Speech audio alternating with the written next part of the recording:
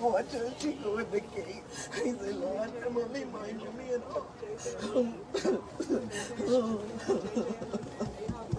She called us to make sure we was home safe. A daunting point of view from the loved ones of 72-year-old Vernentia Butler, the latest homicide victim who allegedly died following a sexual assault, according to her nephew Sherwin Johnson, early Saturday morning. Yesterday evening would have been my grandmother's birthday. So my aunt was there with them. They went to have dinner last evening and, everybody was enjoying themselves. This morning, I got a call from my mom. I got the news that my aunt had been murdered. The details were still iffy, but according to what I was told, after she got home, somebody broke into the house. They raped her, and my family, cousin and uncle and whoever else, would have interrupted him, and they beat him, and he was taken away in ambulance, and she unfortunately had to be carried out in a body bag. In the beginning of the year, her sister died, which is my other aunt, and we buried her, let's say Friday, and on Monday, Granddad died. And about 2 hours after Granddad died, another aunt died. So it's been a bit difficult for us. And I was unfortunately unable to fly into Nassau yesterday to join them, to celebrate. And I wish I did, because everybody else got the opportunity. They got the opportunity to talk to her, hug her, and I just wish I did.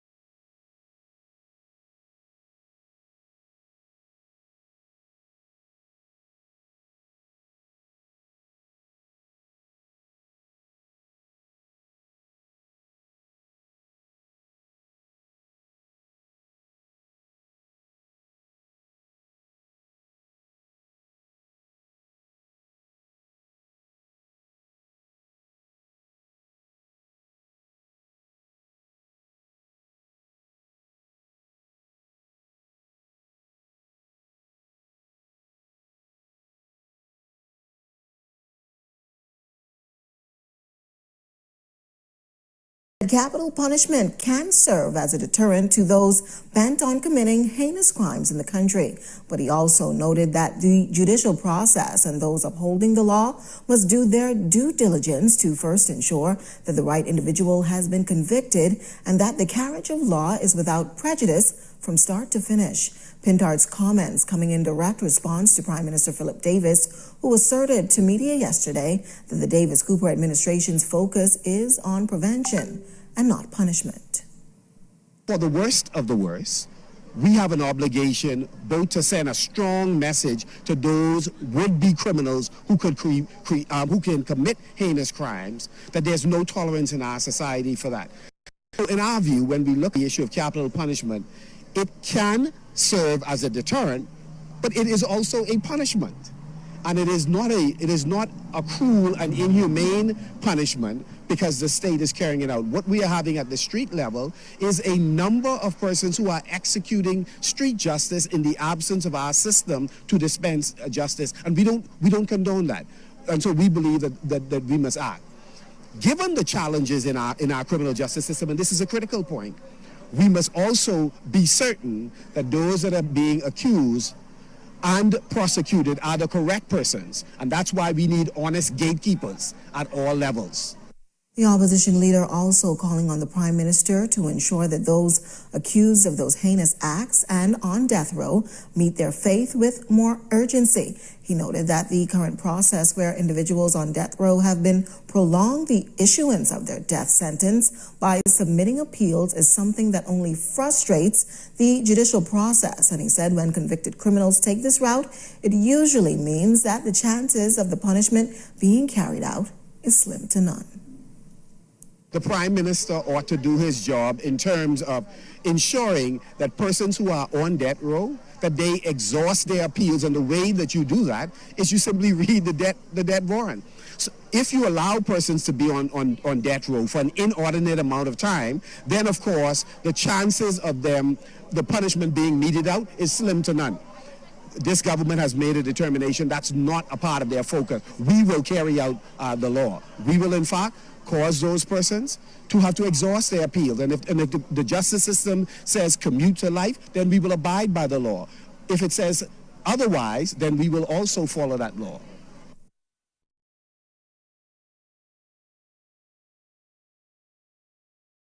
I don't care what you say. I don't care what your opinions are.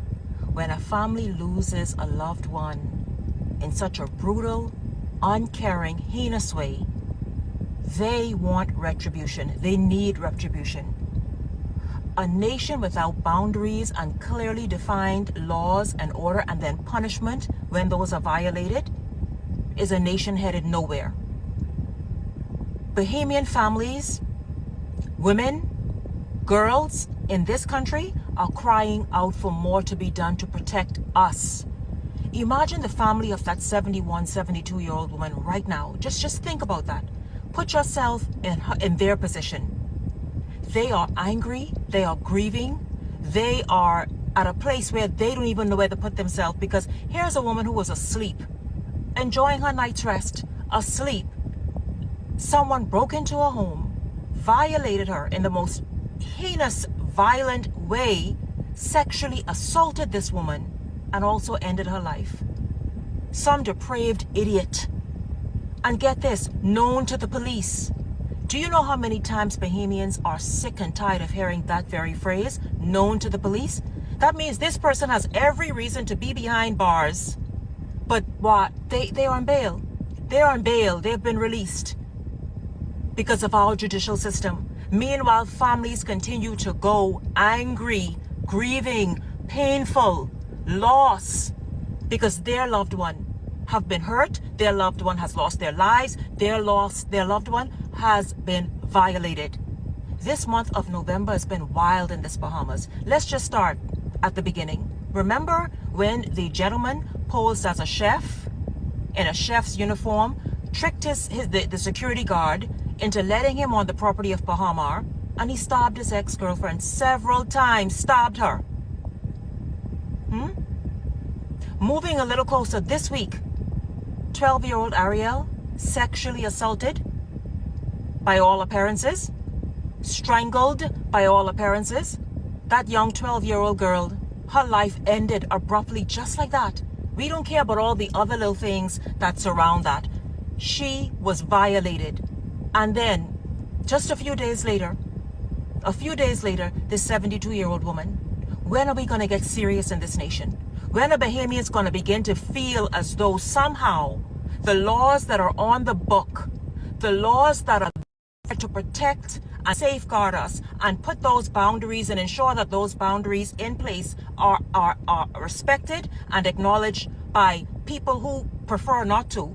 When are we going to feel as though when those are violated and those are intruded upon, that the crime will certainly, that the punishment will suit the crime? It is a vexing time in this nation. It is a vexing time when we continue to dance around the issue of capital punishment. These animals don't respect anything else. They don't care that you're trying to rehabilitate them and cause them to realize their wrongs and etc. That may be a part of the solution, but the solution, we know it. Capital punishment. Strict punishment must be enforced in this nation. The punishment that's on the books, we cannot become too modern. We cannot become too sort of progressive. that we decide we're going to move away from those things that once had this nation as the pristine, wonderful, peaceful country that it had a wonderful reputation of being, where its citizens were safe, where its citizens were protected, and those who visited enjoyed the same pleasures as well. Women, girls, families are hurting. Women, girls, families are mourning. Women and girls are being attacked, are being violated, and unfortunately some are losing their lives. Bahamians, we have got to put a stop to this. We've got to stand, and we've got to make our voices strong. Stand on this one point. This one point matters to all of us. It affects every neighborhood, every society. It's right. We've got to put some demands on the table now. We've got to demand that the laws that govern the Bahamas, the laws that are already in place, that those laws stand for something, and that those laws are enforced. My thoughts and prayers go out to the families, to the family of the 72-year-old woman. Right now, today, it is not easy losing a loved one. Imagine in such a way. It is not easy. No words you can say. Those guys should have still been beating that man to this minute, right now, they should have still been beating that 25-year-old. That sick, depraved animal. Let's do something, you all. Let's do something.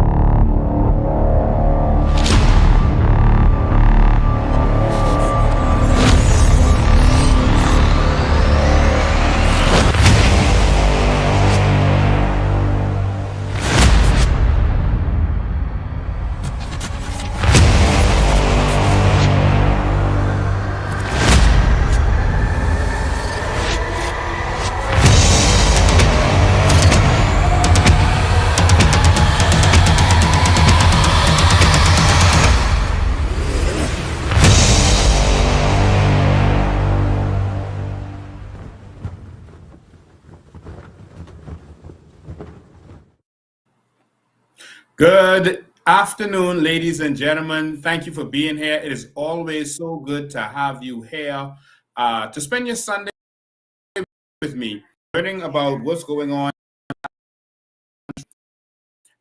in the Bahamian people, about what's and letting you have your platform to have your voice at this time, and also putting ourselves out there for you to answer your questions and to be answerable to you, the Bahamian people. We want to thank all of you that have been tuning in every single week, mostly once per week, unless there's something special going on. And we want to thank all of you who have been supporting, watching, spreading the message, evangelizing. Why? Because it is time. Thank you for your efforts in evangelizing and making sure that the Bahamian people get the message that is going on out there. I just want to say thank you to all of you, and I'll show you these metrics that comes up. The metric I'm going to use just for my Facebook page. It's some full metrics. This shows how many views we've had this month so far, and it is over 600,000 views. So we want to thank you all for that. We appreciate it. We thank you. All right. So we thank you for those views, and we thank you for the engagement. And that's 42% up from the previous time before that. So again, thank you so very much for all of your support from wherever you are supporting from. All right. We love you. We appreciate you. And we are doing this for you. That's what we're doing it for. All right. So make sure that you are continue to be a part of this. So, ladies and gentlemen, I've been playing some videos for you so that you can see, what has been going on recently. And I want to play one more video that I want you to pay attention to, and that's the words of the Prime Minister. That's this. President of the Senate, Michelle Adderley, for the resumption of hanging, Prime Minister Philip Davis asserted that he's more focused on finding measures to prevent such heinous incidents like the most recent, which caused the death of 12-year-old Adriel Moxie. Her body was found in bushes off of Faith Avenue South on Wednesday with only a top on and a piece of cloth tied tightly around her neck. Prime Minister Davis said that hanging is not a solution and that it only deals with aftermath when someone has been killed. When you start talking about hanging, that's not a solution, right? That's after the fact. That's after somebody would have died or been killed. I'm trying to prevent killing. So talking about what one has to exact after an offense has been committed, that's where not my focus right now. My focus is stopping offenses from being committed. It's on prevention, not on punishment at this time. Punishment has its place, and yes, people should be punished and would be punished according to law. But in the meantime, I think our efforts should continue to be in preventing things from happening. I am mourning. I think we're all angry over this situation, but it's not enough for us just to mourn. It's not enough for us to mourn. It's not enough for us just to get angry. It's time for us to do something. And doing something requires all hands on deck. It requires parents to discharge their parental duties. It requires the government to create the atmosphere which we think we are doing to ensure that things like this don't happen. Nevertheless, Prime Minister Davis confirmed that hanging is within the law, but does not know of any recent cases that would call for such a decision to be handed down. He also said hanging also comes down to sentencing and is also in the hands of the courts. It's not a government issue, right? First of all, sentencing is a matter for the courts. It's not a matter for the executive. The court decides what would happen, right? And the court are constrained by what the law is. Hanging is on the books. It's not been suspended. It's just that certain criteria have to be met to be able to carry it out. And if those and to date, I don't know of any one that met the criteria.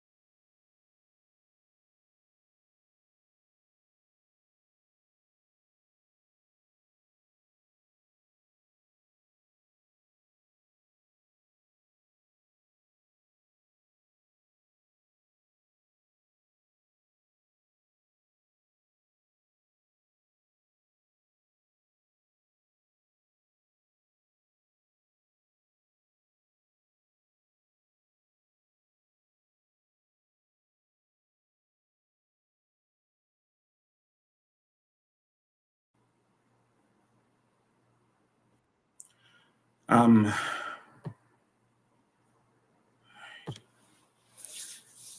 sorry for that little delay.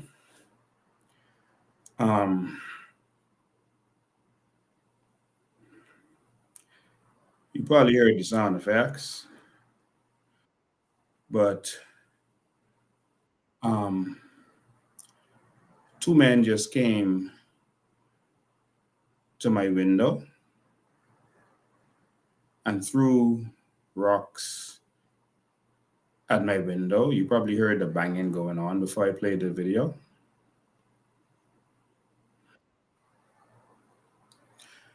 Um,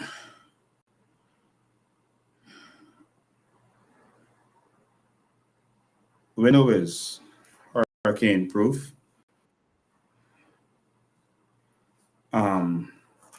But they just came and threw rocks, throw rocks through the window, and I saw two of them running.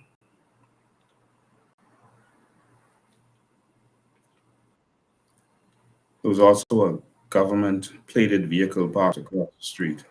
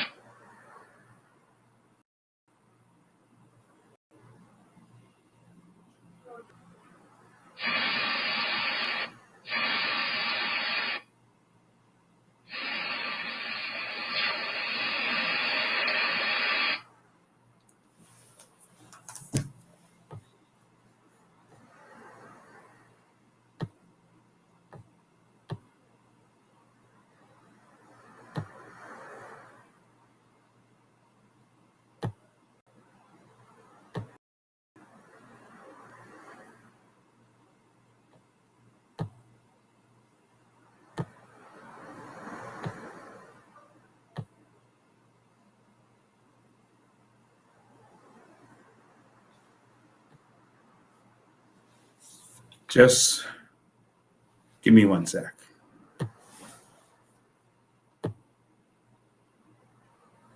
In the name of Jesus.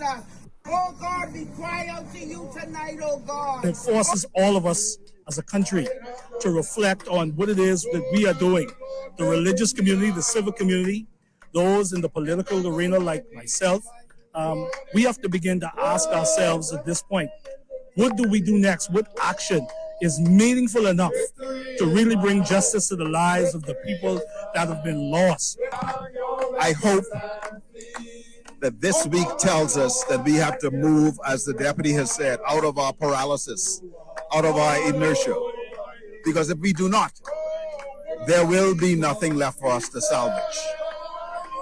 And so we go to the Lord. We ask him for his guidance. We ask for his direction. And we say to the Bahamian people, let us together make this change.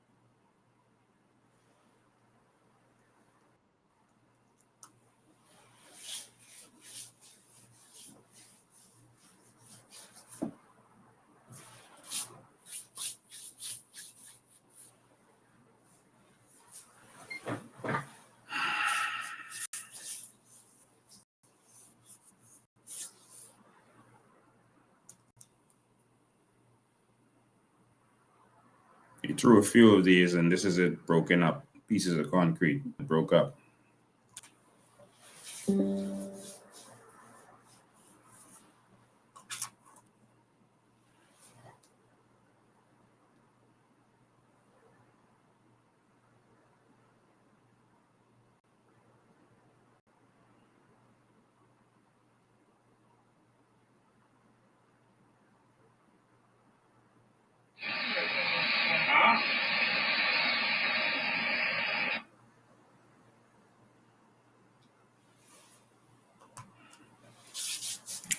All right, let's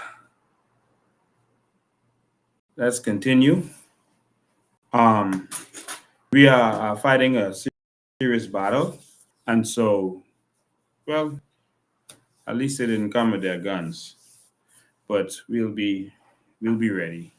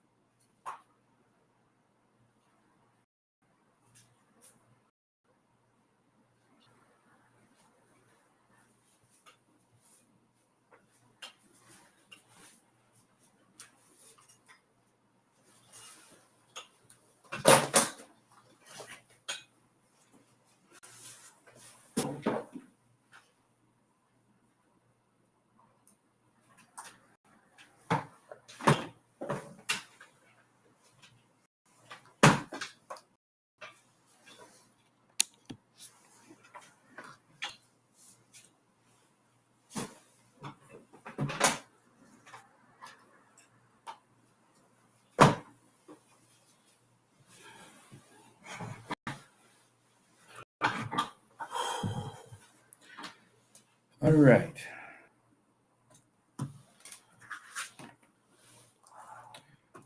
So if Brave and them want to start a war, then so be it. But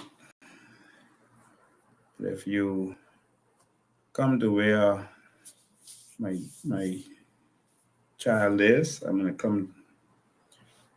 All right. So, ladies and gentlemen, this is just the beginning, and so we're gonna face much more attacks moving forward.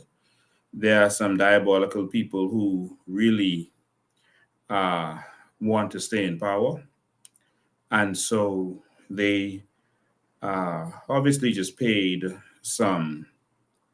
Well, there were two of them. There was a car with a government plate parked across the street, and there were two young men. I saw the young man, and yes, we have cameras, but I saw the young man, and they threw several blocks, pieces of concrete and pieces of blocks, etc. All right, y'all have to do better than that, eh? Y'all have to do better than that.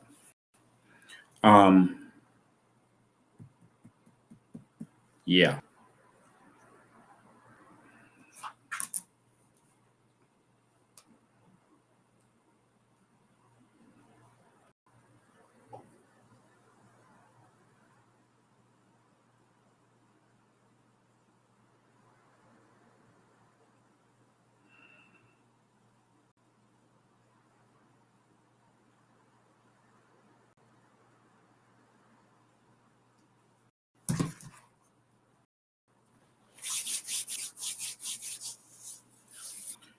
All right, so let's not get distracted. Let's keep going. Let me just make this clear to Philip Brave Davis and this present administration. Y'all know y'all gonna have to kill me to stop me, right? This ain't gonna do it. This out a window, this ain't gonna do it. No, y'all gonna need to do a little better than that. Of course, I won't use this location anymore. as I normally move around to different locations. But obviously they was following me. But all right. Now y'all can see what I good for. All right. So, ladies and gentlemen, we're in a serious situation, and that was a start. And I know why they did that. I know why they did that. They wanted me to do exactly what I'm doing right now, so that they could kind of see. Anyway, I won't expose anything. But, ladies and gentlemen, our country is in serious peril. Our country is in peril. We have some petty persons who are trying to watch my words. All right, let's get back to what we were talking about. All right, ladies and gentlemen, we were talking about the crime situation, and the fact that these guys will not murder these criminals. They will not kill these criminals.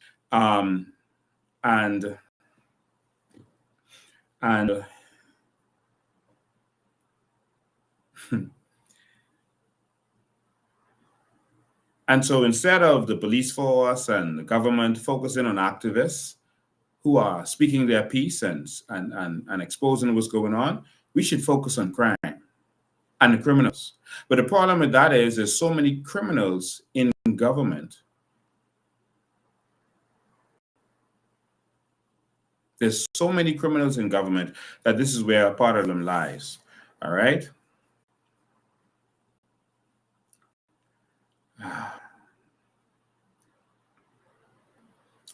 All right. So I started to show you some videos. I got other stuff to show you, some documents and documentations, etc. But we're gonna get to that. We won't be distracted tonight. We may end up going a little bit longer, but we won't be distracted tonight because these corrupt dogs. Let me just make this clear to you. I'm going to hunt you down. I'm going to hunt you down. I'm saying what I'm going to do or that I'm going to do, but I'm going to hunt you down. All right? And so for persons who, for chump change, would be the arms and legs of these corrupt politicians, you're a part of the problem. Now, I can say this, that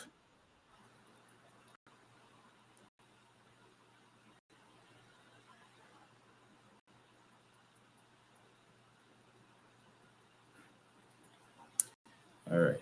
No, I won't say that. All right. So let's keep going. I showed you some videos to get this started.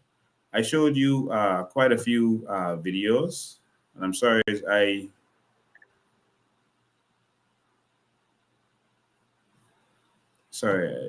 wasn't paying attention to your text. All right. So let me show you how incompetent y'all are, Brave. Y'all couldn't throw a rock through glass. Your rock bounced off glass. That's how incompetent y'all are. Y'all couldn't throw a rock with rocks through windows. I'm sure everyone watching this heard the bang, bang, bang going on. Y'all couldn't throw rocks through windows? Jesus. So, of course, this means if they're going to that petty level, they, of course, paid those two young men. I saw two of those dark, slim young men running. That means that their attacks are going to start, and they're going to start attacking me in many different ways. Let me just make this clear to you. If they find some drugs in my car or some bullets in my car, I didn't put it there, and it's nothing to do with me. All right? If they try to set me up in any other way, it ain't me. I will do nothing at time to jeopardize the Bahamas. But they're going to come with their petty tricks because they are terrified. I was speaking today because I got to visit a church today. Well, not visit, that's my church, New Mount Zion Baptist Church. I grew up in that church. We was having a pastor anniversary. And I spoke to a PLP stalwart counselor there, and she was saying, "Wow, Lincoln said you was on TV this week, and say all they're saying in the party is watch out for Lincoln. That Lincoln is a force to reckon with." She just said to me just now, "Say they are really threatened by you." She just said that to me in church today. So they're really threatened by you. They feel that the people fed up with them, the people tired of them, and that they won't go back to the FNM, and so they're scared of you.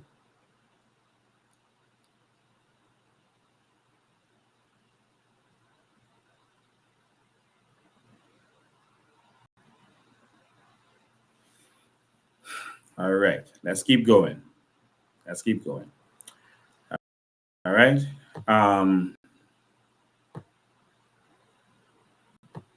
Wow.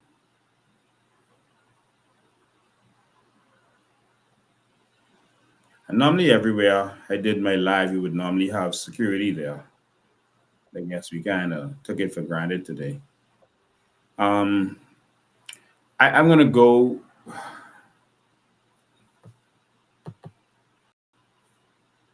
God sent me today. God say, tell you Bahamas, this is his voice that is speaking to this nation. God say the PLP government must go. Share this lot. Oh, gee. My God. God say enough is enough. The Spirit of God say enough is. Oh.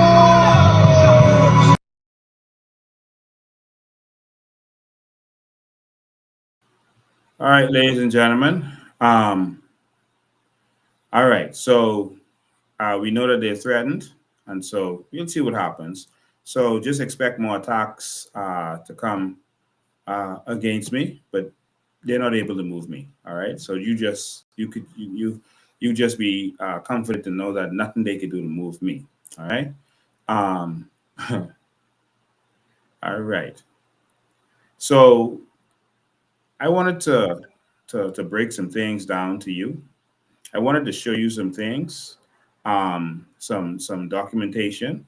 I wanted to talk about the Maxo Tito case today, and I wanted to present a document to you today. All right. I'll start off with these videos and break these down, and then we got to let some stuff. I'm going to open the phone lines too, so that you can get your piece out there. All right.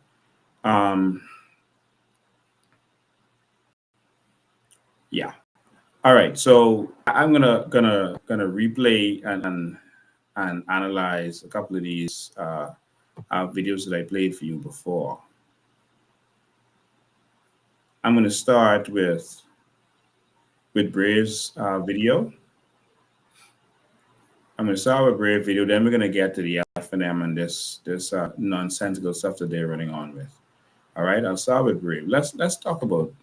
Let's have Brave have his say. The Senate, Lachelle Adderley, for the resumption of hanging, Prime Minister Philip Davis asserted that he's more focused on finding measures to prevent such heinous incidents like the most recent, which caused the death of 12-year-old Adriel Moxie. Her body was found in bushes off of Faith Avenue South on Wednesday with only a top on and a piece of cloth tied tightly around her neck. Prime Minister Davis said that hanging is not a solution and that it only deals with aftermath when someone has been killed. When you start talking about hanging, that's not a solution, right? That's after the fact. That's after somebody would have died or been killed. I'm trying to prevent killing. So talking about what one has to exact after an offense has been committed, that's where not my focus right now. My focus is stopping offenses from being committed. It's on prevention, not on punishment at this time. Punishment has its place, and yes, people should be punished and would be punished according to law. But in the meantime, I think our efforts should continue to be in preventing things from happening. I am mourning. I think we're all angry over this situation, and but it's not enough for us just to mourn. It's not enough for us to mourn. It's not enough for us just to get angry. it's time for us to do something. And doing something requires all hands on deck. It requires parents to discharge their parental duties. It requires the government to create the atmosphere which we think we're doing to ensure that things like this don't happen. The last Prime Minister Davis confirmed. And so this gentleman right here is saying that it's prevention. I think I've gone over all of that, and I'll be honest, I'm kind of distracted right now.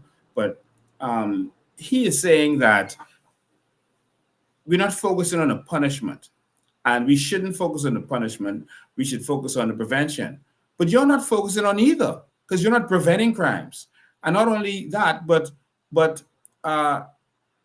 the death penalty is a prevention. One, because you're going to prevent that person from ever killing again.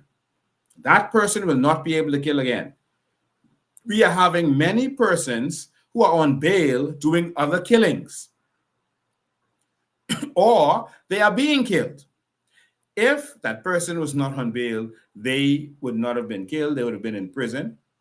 Or if that person who is a killer came out on bail that killed someone else, was in prison, they wouldn't have been able to kill someone else. So that's prevention right there. Next, and that was about bail. Next, in terms of the death penalty, if that person is dead, then they can't kill anyone anymore. So you're preventing other people from killing, because most of these fellas are serial killers.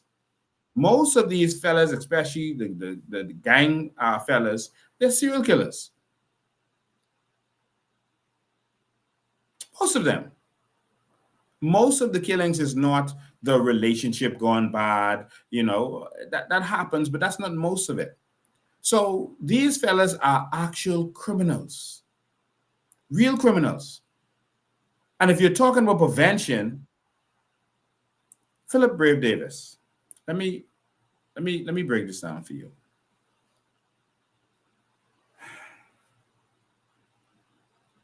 If you want to prevent crime,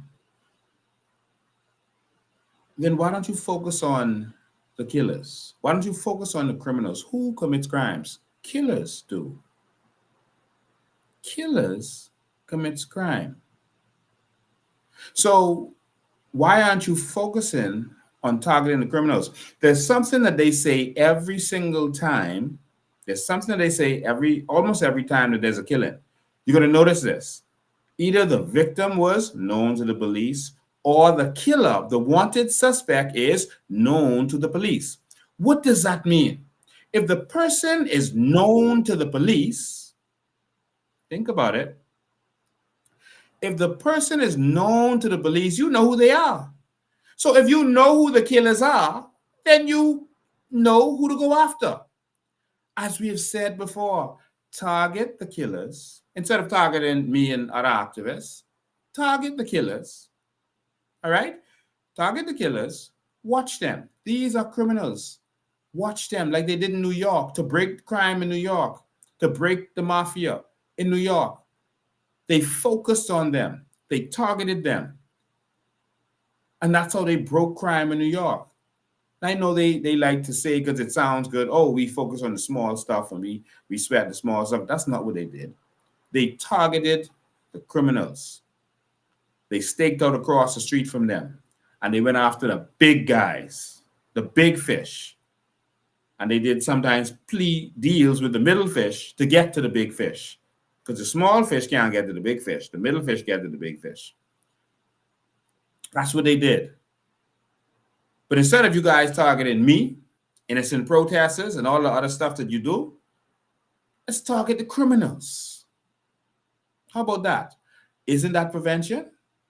But back to the death penalty. I think every Bahamian in the Bahamas disagrees with you on that.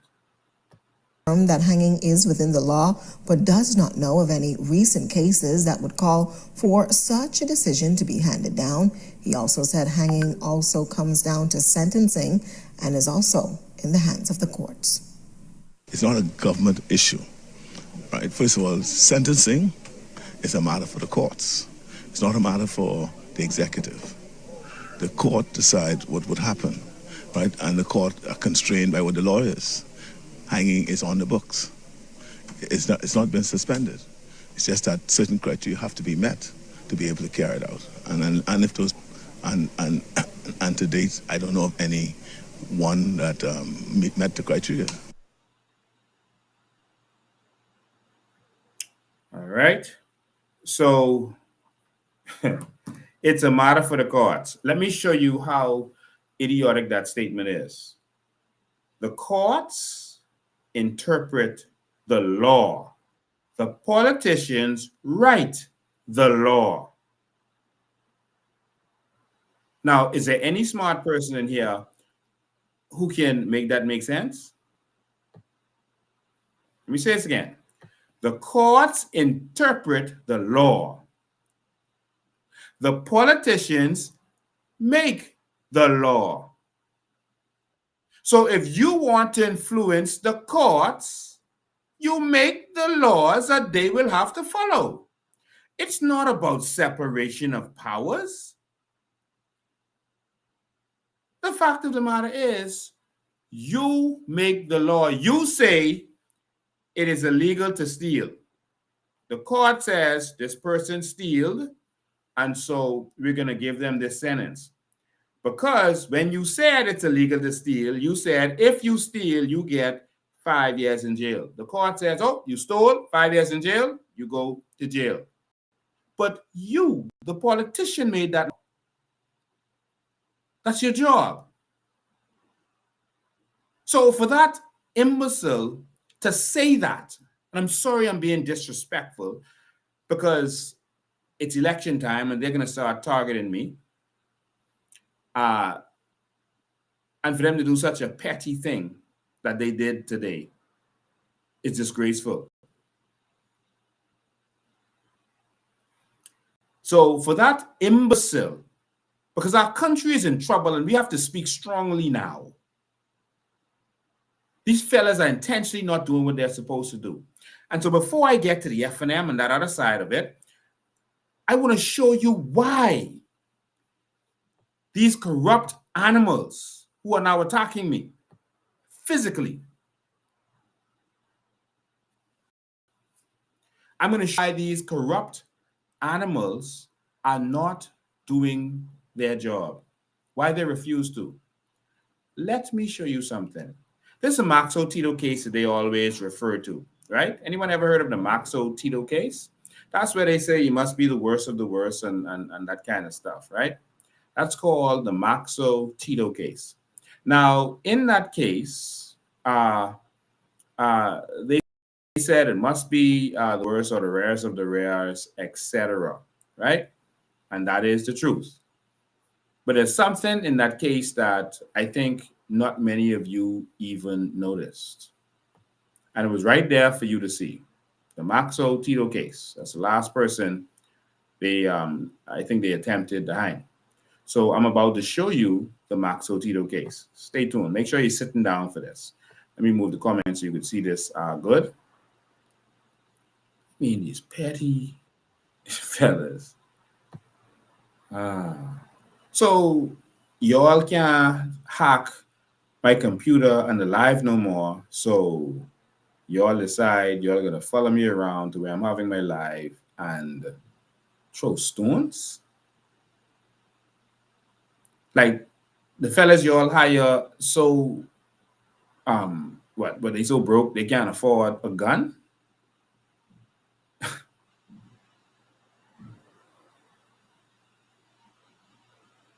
Oh Lord, banging again. All right.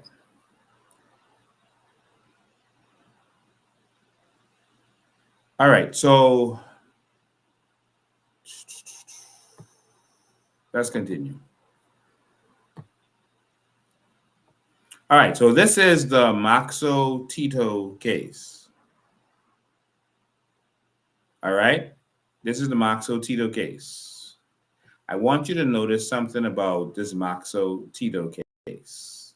It's Maxo Tito versus Regina. Regina is the name of the queen. So the queen doesn't have a last name, but her last name is actually becomes Regina.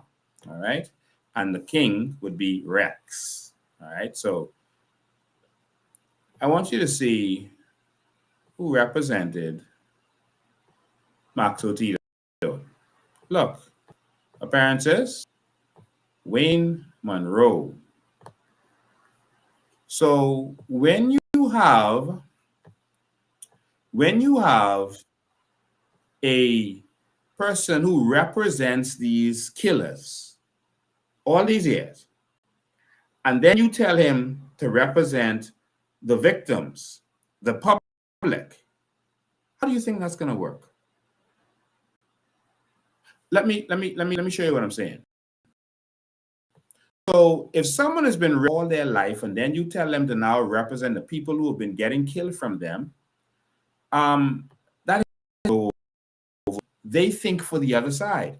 So think of this: if someone was an animal rights activist for 40 years, and then all of a sudden you tell them to start killing animals,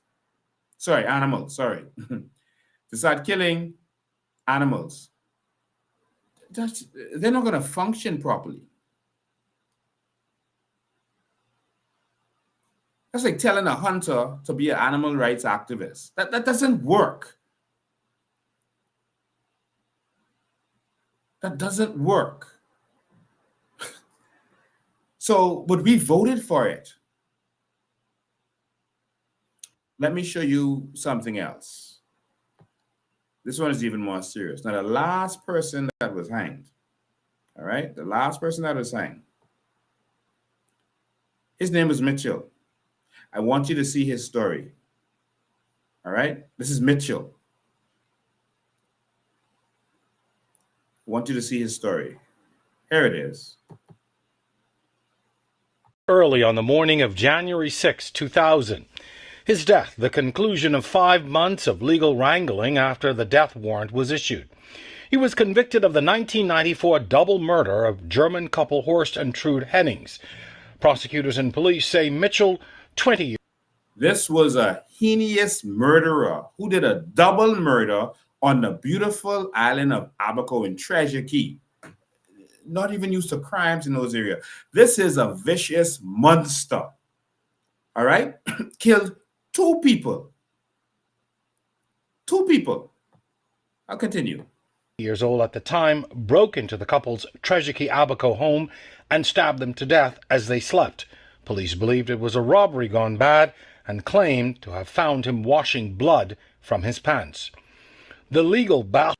So he went in there, stabbed them up, robbery gone bad, and the police caught him red-handed washing blood from his pants. So obviously they could have done the DNA and see that that was those persons' blood, etc., etc. I hope they did. But they caught him washing blood from his pants. Okay. So he goes to court. He's convicted. Let's continue. Battle to save his life began 4 months earlier, going as they said the fight to save his life. So these are now people trying to save the life of this monster. All right. And there's some people who deserve clemency, or some people who deserve, a second chance in life, etc., etc. Everyone's done wrong, but this is a monster. Killed 2 people, caught red-handed. All right. And so this is the fight to save his life. So the focus is on the criminal, not the victim. So just like Bray's focus is always on helping the criminal and not the victim, Wayne Monroe's focus is always on helping the criminal and not the victim. Get it? Let's continue. As far as the Privy Council, in the hopes of having his sentence commuted to life in prison. The victim's family and German government called for clemency. In 1997, a landmark London Privy Council ruling deemed that executing a death row inmate after 5 years is inhumane. Mitchell hit the 5-year threshold in August of 1999. Attempts by his then lawyer, Philip Davis, to get a stay of execution on a constitutional motion were unsuccessful. Mitchell's final appeal before the Privy Council was dismissed on December 14th. In late December of 1999, Mitchell was read his death warrant and preparations began for a double execution on January 6. Convicted murderer and well-known beautician John Higgs was scheduled for hanging the same day. He was convicted of the 1993 murder of his wife Joan. Higgs escaped the gallows by taking his own life the day before his scheduled hanging. He was found with a deep cut to his right wrist. Despite the dramatic turn of events hours before, 27-year-old Mitchell faced the gallows early on the morning of January 6, 2000. Media reports on that day described an eerie silence at the Fox Hill compound. After 7 that morning, a death notice hung from the prison gate, confirming the execution. A few hours later, he was buried in the prisoner section of a nearby graveyard. Mitchell's execution ended a spate of 4 years of hangings after a 12-year hiatus. Thomas Reckley on March 13, 1996. Days later, Dwayne McKinney on March 28th. 2 years after, on October 5, 1998, Trevor Fisher and Richard Woods were put to death in a double execution. Mitchell's execution came 2 years after. It's been 23 years since this series of events, and while still on the books as the punishment for a capital crime, the gallows at the Department of Corrections remains unused as the ultimate punishment for criminal activity. Reporting for our News, I'm Jerome Sawyer. Known beautician John Higgs was scheduled for hanging the same day. In late December, a stay of execution on a constitutional motion were unsuccessful. Executing a death row inmate after 5 years is inhumane. So Mitchell this is hit the part the I wanted 5-year to threshold watch. in August of 1999. Attempts by his then lawyer, Philip Davis, to get a stay of execution on a constitutional motion were unsuccessful. So Brave loses all of these kinds of cases. So all of his clients, as far as I know, still get whatever penalty. 90 No's is still gone. So I don't know even why they used to pick Brave, but they would always lose. That's just my opinion. And so Brave was the lawyer for him and others. All right. I just have this video of this one, so that's why I'm showing it to you. Brave represented these heinous killers. All right. He represented the last person who was executed. He was busy finding every loophole in the law to stop him from being executed. Why would he shift now? So do you hear what he say? I don't see no one who qualified to be executed. Do you see? He fought for them. Why would he work against them now? And that's how he eats. That butters his bread. Why would he stop now? On top of that, look at this. This is, sorry, press the wrong thing.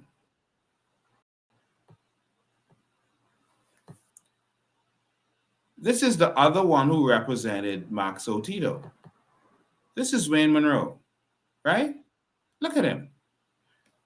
Wayne Monroe, sex with a 14-year-old girl is not rape. Minister says the teen victim in court case consented despite being too young. He actually said that the sentence given, and no one asked him this, you know. He wasn't representing the guy. He was representing us, the people. He was the Minister of National Security when he made this statement, not even Attorney General. The guy got a sentence, and he said the 4-year sentence was too harsh for this big grown adult man, not a 18-year-old, etc. It was too harsh for this man who had sex with an underage girl. Come on. And y'all can't see why these people are failing at crime. They're not going to do any better. And so this is why they are failing. This is why they are failing. They're intentionally failing. Because what they want, and this is how they make money, and I want you to listen to me very carefully. Every part of our suffering, they benefit from. The reason that we are suffering as rates of crime is because they make money from crime. So they want hanging on the books. Because hanging is on the books, they they can pressure the young man on death row and his family, give us this piece of property, etc. Give us this piece of property. You don't got the money, give us a property. We'll worry about that later. We'll work it out. So the property is valued 500,000. Your legal fees are what? 20,000. We'll hold on the property. All right. And so if the pressure for the death penalty is there, they're defending you to save you from it, even though they're never going to do it, because they have the loopholes, and once you pay, you're straight. That's a money-making scheme. That's why they want it on the books, but then they always find the loopholes. All right? Now, the reason I believe that one failed, because if you listen to the article, they could not, the court ruled that after you had someone on the death, on waiting the death penalty for over 5 years, it would be inhumane to punish him after that, right? But he still died. But notice why he died. Can anyone tell me why they think he was still educated? Let me see who I'm talking to tonight. The Privy Council said if someone is on there for 5 years, you can't execute them no more. He was there for more than 5 years. They still executed him. Can someone tell me why? Why? I'll wait for the delay. And let me see if any of y'all, I'm watching the comments. Let's see if someone can tell me why. Well, notice the case good. Notice the case good. All right. They wanted the collateral. Okay. Keep going. Let's have some more answers. Money. Okay. They are all criminals themselves.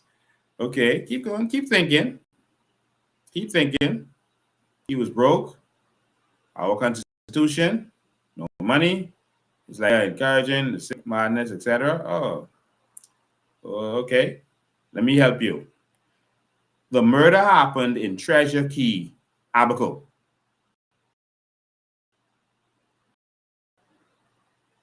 The murder affected the constituency of the present PM. One of his best friends, Ingram and Brave, was closer than Ingram and Perry. I want y'all to know that. One, yes, it was a tourist, but it affected the constituency of Hubert Ingram himself. And Hubert Ingram's best friend was a defense lawyer. So guess what? The defense lawyer could have actually sued to stop it because the Privy Council already said what they had to say, that you can't do it. But they still did it. I hope you're catching on. But now let's look at that case. I know I normally open the phone lines at 6, but I got a little distracted with all that's going on. And so just give me a chance. I want you to see some stuff, particularly with the Maxwell Tito case, and I'll open the phone lines.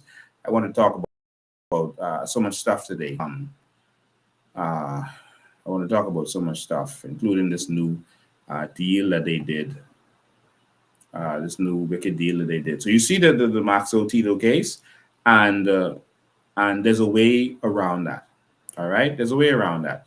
Let me get to the F&M, and then I'll come back to the rest of what I wanted to say. And sorry, I'm kind of disjointed today.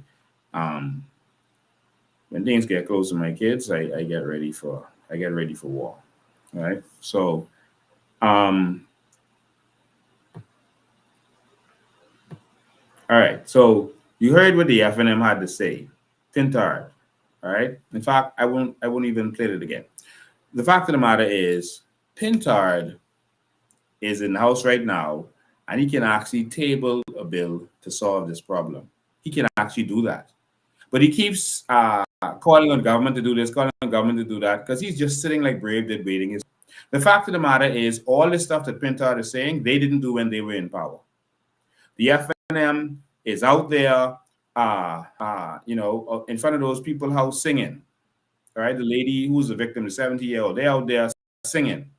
All right. We don't need you in front of those people's house singing. We need you in the people's house signing bills, tabling bills to stop this. Any member of parliament can table a bill. Anyone. Any member of parliament can table a bill. But all of y'all are tied up in the corruption. Pintard was tied up with Togi and Bobo. I want to play this so that you could remember. On one side, you have these people who are representing criminals, and another side, the person who is representing and making deals with criminals and worked very closely with criminals. That's Pintard. I don't want you to forget. Pintard worked with a lot of drug dealers, et cetera, not just Togi and Bobo. Watch this first. Is not an admission of any guilt or any wrongdoing. Free National Movement Chairman Senator Michael Pintard resigned his post as party chairman today and has sent a letter to the Senate advising the same. Welcome to the start of another week of news, and good evening, Bahamas. I'm Altaviz Munnings. Good evening, everyone. I'm Keishla Adderley. Topping the news tonight, these developments come as investigations are underway into an alleged scheme by a major environmental organization in which some shocking allegations have been made. We can tell you from our Clint Watson that Pintard says his resignation is no admission of guilt, and he explains why he took the steps that he took. Clint is joining us live in studio. Good evening, Clint. Good evening, Altaviz, and good evening, Keisha. We can tell you tonight that having resigned from the Free National Movement as chairman and the Senate as an opposition senator, Michael Pintard sought to set the record straight on an ongoing saga that had his name at the center. No time did me in my capacity as a professional working with calendars and co, or as chairman of the Free National Movement, engage in any unethical or illegal activities in order to fabricate or get anyone else to fabricate information about Mr. Nygaard, about any member of the government, or any citizen for that matter. Now, Pintard says he was retained by calendars during the time of the alleged incident and was a strong supporter of Save the Bay's environmental group. He says the meeting, in which there are tape recordings of him, was organized through a colleague of his who was contacted by certain individuals who wanted to reveal the players behind the alleged hate rally and defamatory material being posted at the time online. I was invited to such a meeting, and during the course of getting the facts, the evidence related to those things, they went further to indicate past acts that they had carried out and future acts that they claimed to have been contracted to carry out. And I sought to then introduce to colleagues and friends the evidence that they had provided, and to set up additional meetings so that they can speak directly to investigators. Now, as to why he didn't go directly to the police after learning of the serious plots and knowing about alleged death threats, well, I did not then and do not see now that it is my obligation to immediately leave such a meeting and go and report it to the Royal Bahamas Police Force. My obligation and the reasonable and sensible thing to do is to tell the friends and clients, here is what is being claimed, so that they can determine, one, do they want to go immediately and report it to the police? Two, do they want to take security measures in the event that word gets back to the culprits, those that came with the message, or anyone else, so that they can make any security preparations that they need? And thirdly, and most importantly, persons ought to further investigate to determine whether or not such claims are credible. but we haven't heard the end from Pintard. He says over the course of the next few days and weeks, he will be spending a great... So, ladies and gentlemen, I don't know if you just listened to what I listened to, but that was a sitting senator, a lawmaker in the country, says that he was in the meeting and there were people's lives were threatened and whatever. And you could be heard on the tape offering $500,000 for them to do certain things. And he is saying, okay, I just got information that there was a threat and they wanted to do this, they want to do that. But I didn't feel the need to go to the police. So if a man who's a senator, and I need the F&M to really explain this to me, the F&M party, because all of you all voted for this man. If a man who is a senator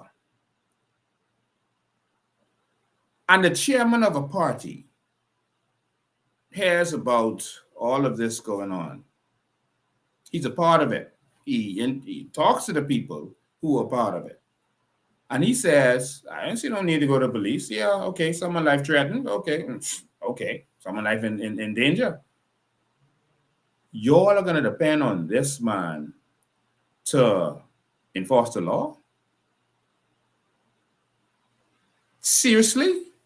I need an F&M to answer that for me. Any F&M. You don't have to be the prime minister. You don't have to former prime minister. You don't have to be a leader. I need any F&M to answer that for me. This man literally said that on the news when asked about sitting there and witnessing someone's lives in danger, etc., because that's what he said, trying to justify that he wasn't the one paying to get it done. So that's acceptable for y'all? Y'all want to come back and run this country again? Him and Dwayne Sands and Shannon Dawn Cartwright, who said the people above me made me do it.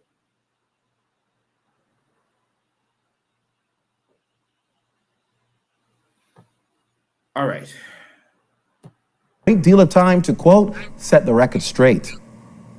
So release, if there's no fear, I certainly have none, release the entire audio clip and not the cut and paste versions that seek to tell a story that I was not a part of. At no point did I fabricate or seek to get anyone to fabricate information. Secondly, the affidavit that is circulating online, a coached document, is inaccurate, and we will lay lie to that during the course of this week. Now, Pintard suggests that the original undoctored affidavit will reveal the players, and although in his view filled with lies, will implicate a senior member of government as initially indicated. And just so you know, he never released it. He never.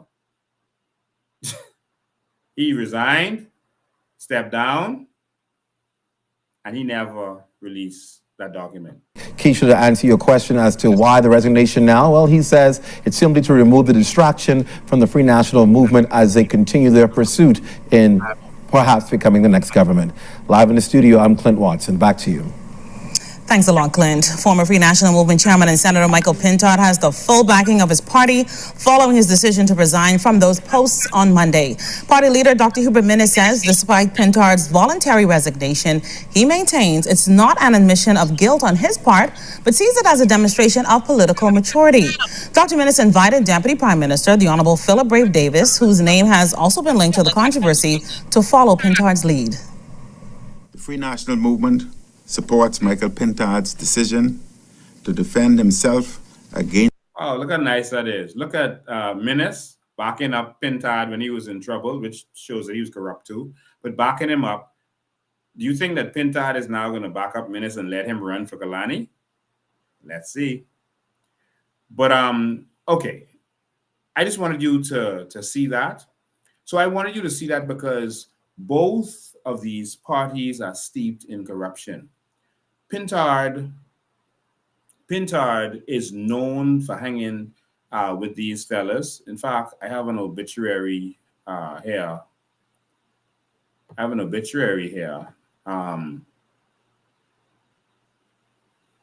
pull it up. This was a well-known drug dealer. He was a nice guy too. He used to help out a lot of people and stuff. But there's a well-known drug dealer, Dion Knowles. You call him Emperor, and he was a close associate of Michael Pintard, and I guess one of his backers. And this is his obituary. And while a senator who was hanging out with criminals, you can see here that Michael Pintard is in the obituary with him. All right, it's Michael Pintard right there. And he was a senator and the chairman of the party. All right. And so I just wanted you to see that. They were very close, him and other drug dealers Michael Pintard associated with. And so he's from Fred Mitchell didn't go. But I only brought that up not to attack these guys, but to show you the reality of what is going on. We are steeped in corruption. Now, before I open the phone lines, we have the solution. All right? We have the solution to all of this. And I think this is what scares them more than anything else, the actual solution. And I think this is what they don't want you to see. There is actually a solution to all of this, and this is what you're paying Michael Pintard for. But since we are the real opposition, we're going to give you the solution. All right, because the solution is actually simple. All we have to do is change the law, because the Privy Council, etc., are bound by our laws. All of them are bound by our laws. They must do what our law says that they can do. They can't do anything else. All right. So what we decided to do was we decided to draft the law for Michael Pintard, because I don't think Brave is going to do it, because he defends the criminals. Wayne Monroe isn't going to do it. He defends the criminals. And the Attorney General isn't going to do it because I'm not impressed with his knowledge of the law. All right. I don't even think he ever been in a courtroom. But in any event, let me show you how talented the COI is. We are ready to govern from day one, and this is why they didn't want Lincoln being in there. See, Michael Pintard wants to be able to keep just saying, government do this, government do that. Michael Pintard can draft bills too. The FNM has lots of lawyers. They have former legislators, former attorney generals who can draft laws for them. What has to be done is we can either just amend the penal code, but the problem with that is another government can just come and amend it again. So it can be removed willy-nilly. All right. So we can amend the penal code to define the worst of the worst, or to restrict the courts, or we can go to a referendum. I feel that this would be the first referendum that is won by the Bahamian people. All right. The first referendum that we will vote for. All right. And we're going to find out, because we're going to deliver this to the government this week and force their hands. We're also going to deliver this to the leader of the opposition and the opposition this week. So if Pintard and Dwayne Sands and all of you, if you are so adamant that the law needs to be changed, you're going to follow the law, et cetera, then I'm going to give you the law. I'm going to draft it for you. Everything you need is right here. I'm about to read it to the Bahamian people. And all you got to do is table this in the House of Assembly. If the PLP wants to fight against it, let them do it. If you want to fight against it, then the Bahamian people know that you ain't serious and they ain't serious. So Pintard, this is what needs to happen. Enough talk. This is what you call action. All right? And so here it is, ladies and gentlemen. This is the referendum, the draft that we've drafted for them. We have put it together with the analysis so they can understand everything. We put it in the simplest terms because Pintard doesn't have experience in these kinds of things, and Dwayne Sands doesn't have experience in these kind of things. He's a doctor, and Shannon Cartwright doesn't have any experience in these kind of things. He worked at McDonald's, and so we just wanted to make sure that we broke this down fully for you in the form of the referendum, which it is. So while they are throwing at me literally, we are doing the work that the opposition is being paid to do. Pintard is getting paid $50,000 a year, plus perks, plus allowances, plus all kinds of things, but he refuses to do the people's work. So here we go. All right. So, okay, I see this on the screen. So here we go. A referendum to amend the Constitution of the Bahamas to make the death penalty mandatory for murder convictions. You see that? An amendment, a referendum to amend the Constitution to make the death penalty mandatory. Remember, they had a case saying, oh, it's not mandatory, so the judges decide, et cetera, because they wanted to decide against it. Now, we're going to amend it so once you get convicted, once they find that you did it, they catch you washing the blood off your pants, etc., or they catch you in the act of what you was doing, right? Once they catch you and you are convicted, we're going to make it mandatory. You must be executed. Now, let's read it, ladies and gentlemen. Come hang with me. This is why they were afraid and paid all that money to keep Lincoln Bain out of the House of Assembly. Now, watch. They're going to spend more, and they're going to train me, and all kind of stuff is coming, you know. But y'all just be aware of what they're going to do. Analysis of the Maxo Tito case. So I put the analysis there so that Pintard and Brave them could understand it, just in case, because I know Brave on the other side, so I had to help him. In the case of Maxo Tito versus the Queen, 2011, the Judicial Committee of the Privy Council, the highest appellate court of the Bahamas, can whether the death penalty was an appropriate sentence for Maxo Tito, who was convicted of the brutal murder of a 16-year-old girl.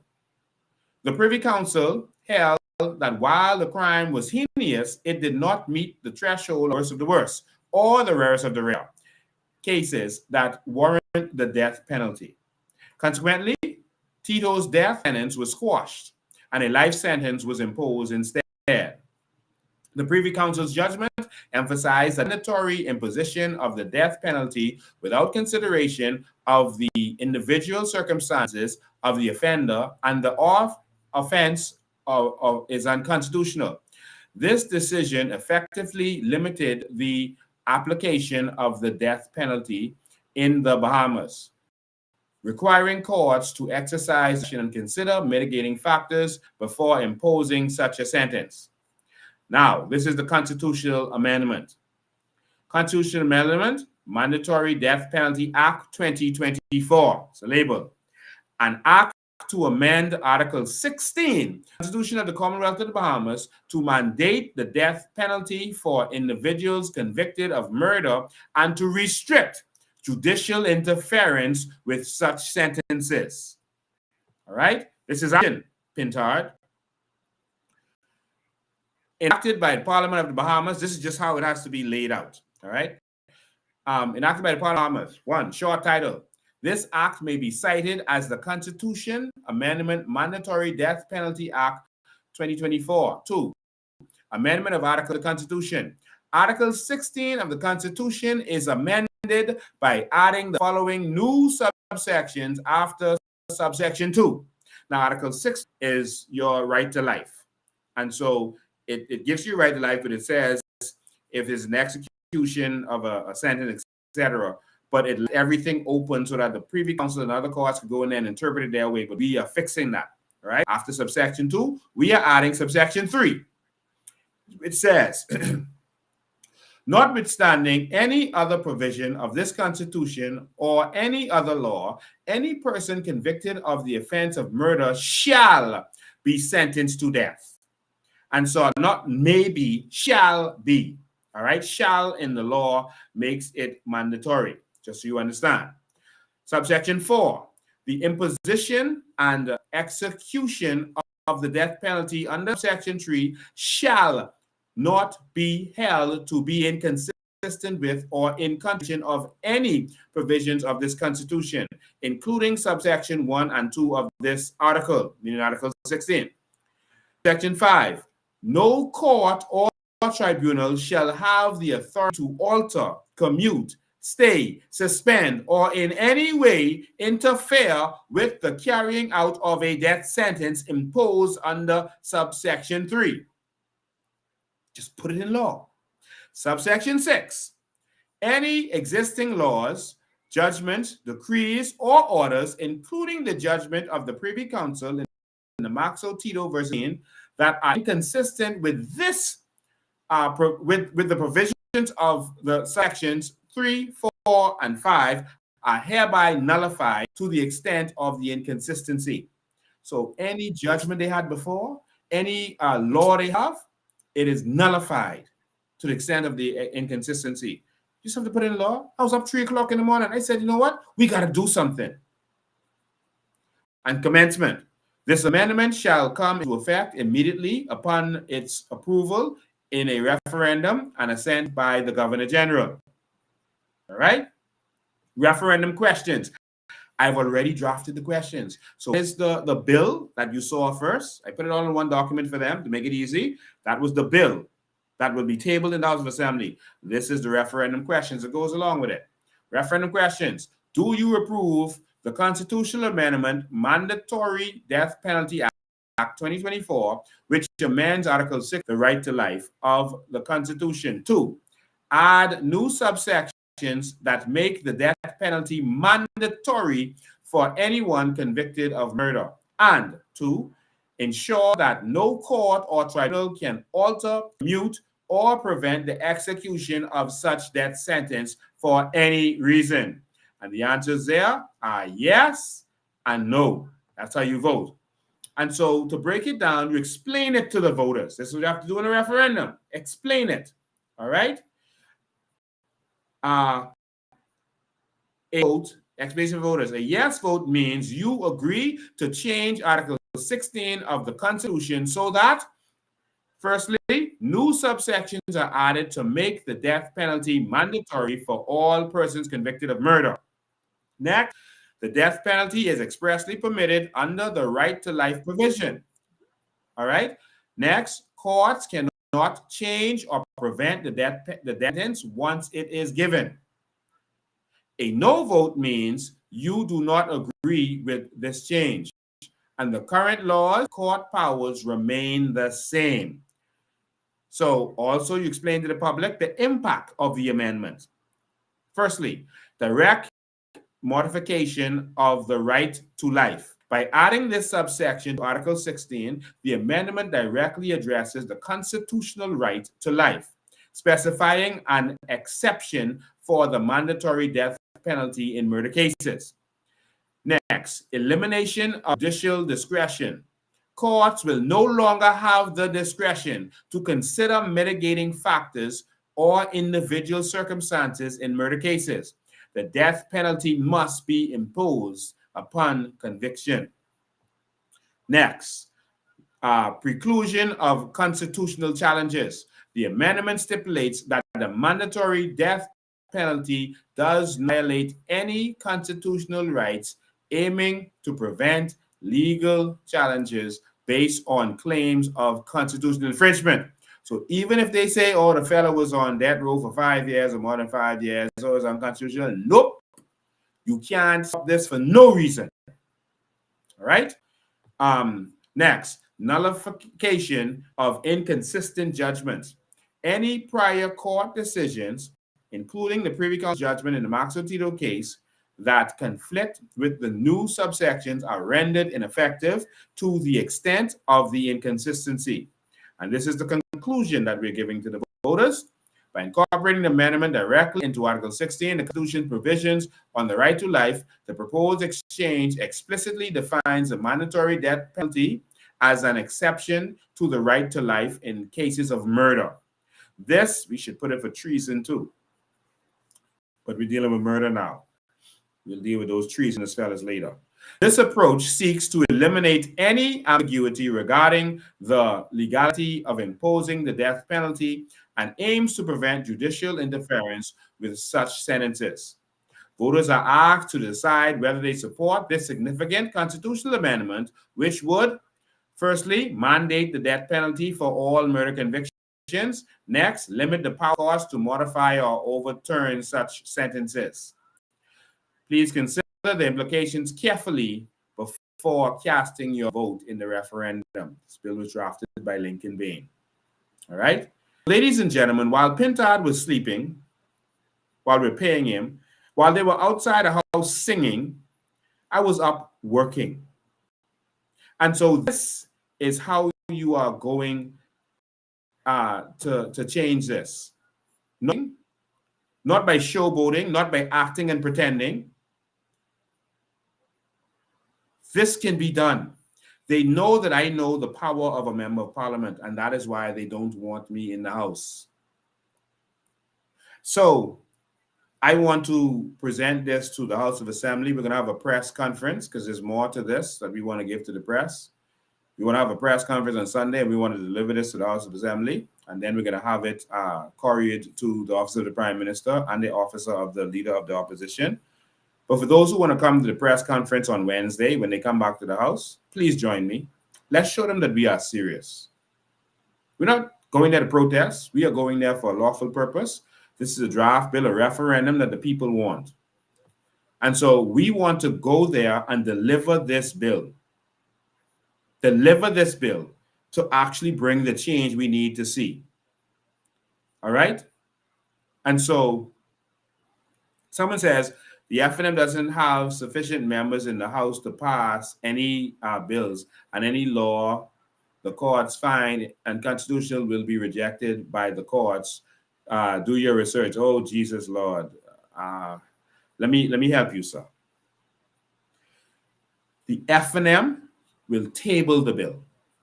In tabling the bill, they will force the PLP to vote against it and for the whole Bahamas public to see. I'm not saying that the FNM could force them to pass it, They can table this bill. All right? This isn't a money bill. They can table this bill. All right? And they can second it, which will make it have to be voted on. Okay? And so that will show the public that they are serious about this murder thing. That will force the hands of the PLP. And if you see them vote against it, that means they're not serious about carrying out the law. Force their hands. Make them prove they love you. Make them prove they're going to protect you. Anyone can tell you they love you, until it's time to show it. Anyone can say they can protect you until it's time to protect you. When you get in that fight, they break off on it. And so that's the purpose. Now, for the other part of it, the court can find if the House passes any bill or any law the court finds unconstitutional, will be rejected. This is the Constitution. That's why we are amending the Constitution, but it has to be done by referendum. The people rule. All right? The people rule. Democracy is the rule of the people. So if the people vote to put it into law in the Constitution, it is not unconstitutional. Do you get it? If you only put it in the in the penal code, for example, then there can be a judgment to say it's unconstitutional. Do you get it? If it's in the Constitution, it's not unconstitutional. All right. So that's where we are. I'm going to open the phone lines at this point. I had a lot more stuff I want to show you, but time is going, but I want to make sure you always have a voice in there. And if you have any questions on this, call me on this or any topic. We always have the phone lines open to any question you want to ask about anything that we do. So we got about 1,577 people on here, all over our various platforms. So we want to open the phone lines to you. 803-5995 is the number. Yes, 803-5995 is the number. You can call WhatsApp or regular call on that number, 803-5995. How do you feel about the murders? How do you feel about the things that Wayne Monroe and Brave Davis are saying? How do you feel about the FNM all of a sudden pretending that they're interested in the death penalty all of a sudden? How do you feel about that? Okay, this is your time to talk. All right, you can chime in now, and you can call on any matter that you want to talk about. This is your time. All right. So I just want to say that we don't have to go through all that. You see, the FNM and them, they're not talking about anything of significance. Hold the line, caller 1 sec. While we were out there fighting for our immigration situation, while we were being raided, etc., while we were out there fighting crime and etc., and everything that's going on, these are the kinds of stuff that the FNM was putting out there. See this? Remember this? Pintard, too many frivolous reasons for divorce. That's what they was talking about. That's November 20th, 2022. And the FNMs are like, Pintard, Lincoln is out there addressing serious issues. You are here talking about divorce. Hold the line, caller. You're calling number 2. And so that's what Pintard was talking about. While we were out there moving bills to be tabled and fighting and doing what we had to do. And then you had another clown in the House of Assembly, FNM. Okay, more people are calling, but the lines are full. This one was saying ban breeding and ownership of pit bulls. This was them. This was the FNM was talking about while we were there. They talk about everything except stuff that could really affect the people. All right? They don't want to touch certain things because they are puppets of the oligarchs. And so they try to touch things that's not going to offend the oligarchs while making it seem like they're out there dealing with stuff. Notice when they had those fake protests with immigration, they weren't protesting immigration. They weren't talking about the Shanty Downs. They weren't talking about the illegal immigrants. They was only talking about Keith Bell. They kept it to Keith Bell. Oh, we had to keep Bell off and Keith Bell got to go. But they weren't addressing the issue. Wake up. Let's go to the first caller. Call you live. Go ahead. Good evening, Mr. Bain. How are you? I'm awesome. Good evening to you. I have a question for Mr. Davis. Yes. He's The listening. 12-year-old girl that was brutally murdered, and that 72-year-old grandmother and mother was brutally murdered. What can be the worst of the worst about them? Listen. Brave Davis makes money from the worst of the worst. So he'll never see them as the worst of the worst. He loved them. But does he have a wife? Yes, he does. Does he have daughters? Let me make this clear for you, and y'all could screenshot this and send this to Philip Brave Davis. Philip Brave Davis is telling you he's not worried about penalties for persons who commit crimes. But the persons who broke into Philip Brave Davis' house are now dead. The persons who raided Philip Brave Davis' house and held him at gunpoint, and his wife and his family, they are now dead. So Philip Brave Davis apparently is concerned with penalties. But it seems more like street justice. Well, I think what they now need to think about is the women that's sitting in its parliament, in its organization, and think about them being raped, being strangled to death. How would they feel about that? I think the death penalty needs to come back, and I think lynching needs to be a part of it. You mean the cat nine tail? Yes. No, the cat nine tail is too easy. Just get adults of it and carry them out to certain recreation park and cut that thing off. Yeah. With adults of it, because it's ridiculous. That's an old woman and a little child. Yes. Thank you so much for your call. They need to just hang them. Thank you, man. You're welcome. All right, ma'am. And so they them, like I said, the fellas who raided Brave Davis house. You can imagine you're the acting prime minister. All these police around, police cars around, red plates around. You think fellas could just randomly run up into your house? And we still voted for that. But guess what? Those fellas, dead. Go ahead, caller. You're live. Call number 2, go ahead. Good night, Mr. President, and good night to your audience. Good night. You see they throwing a rock at me? I am in full agreement with the referendum. Yes. That this country should pass the death penalty. Yes. This is Dexter Edwards from Freeport, and I am in full agreement for that. So you think we should go out to the House of Assembly on Wednesday and deliver this to the House? Yes, sir. Yeah.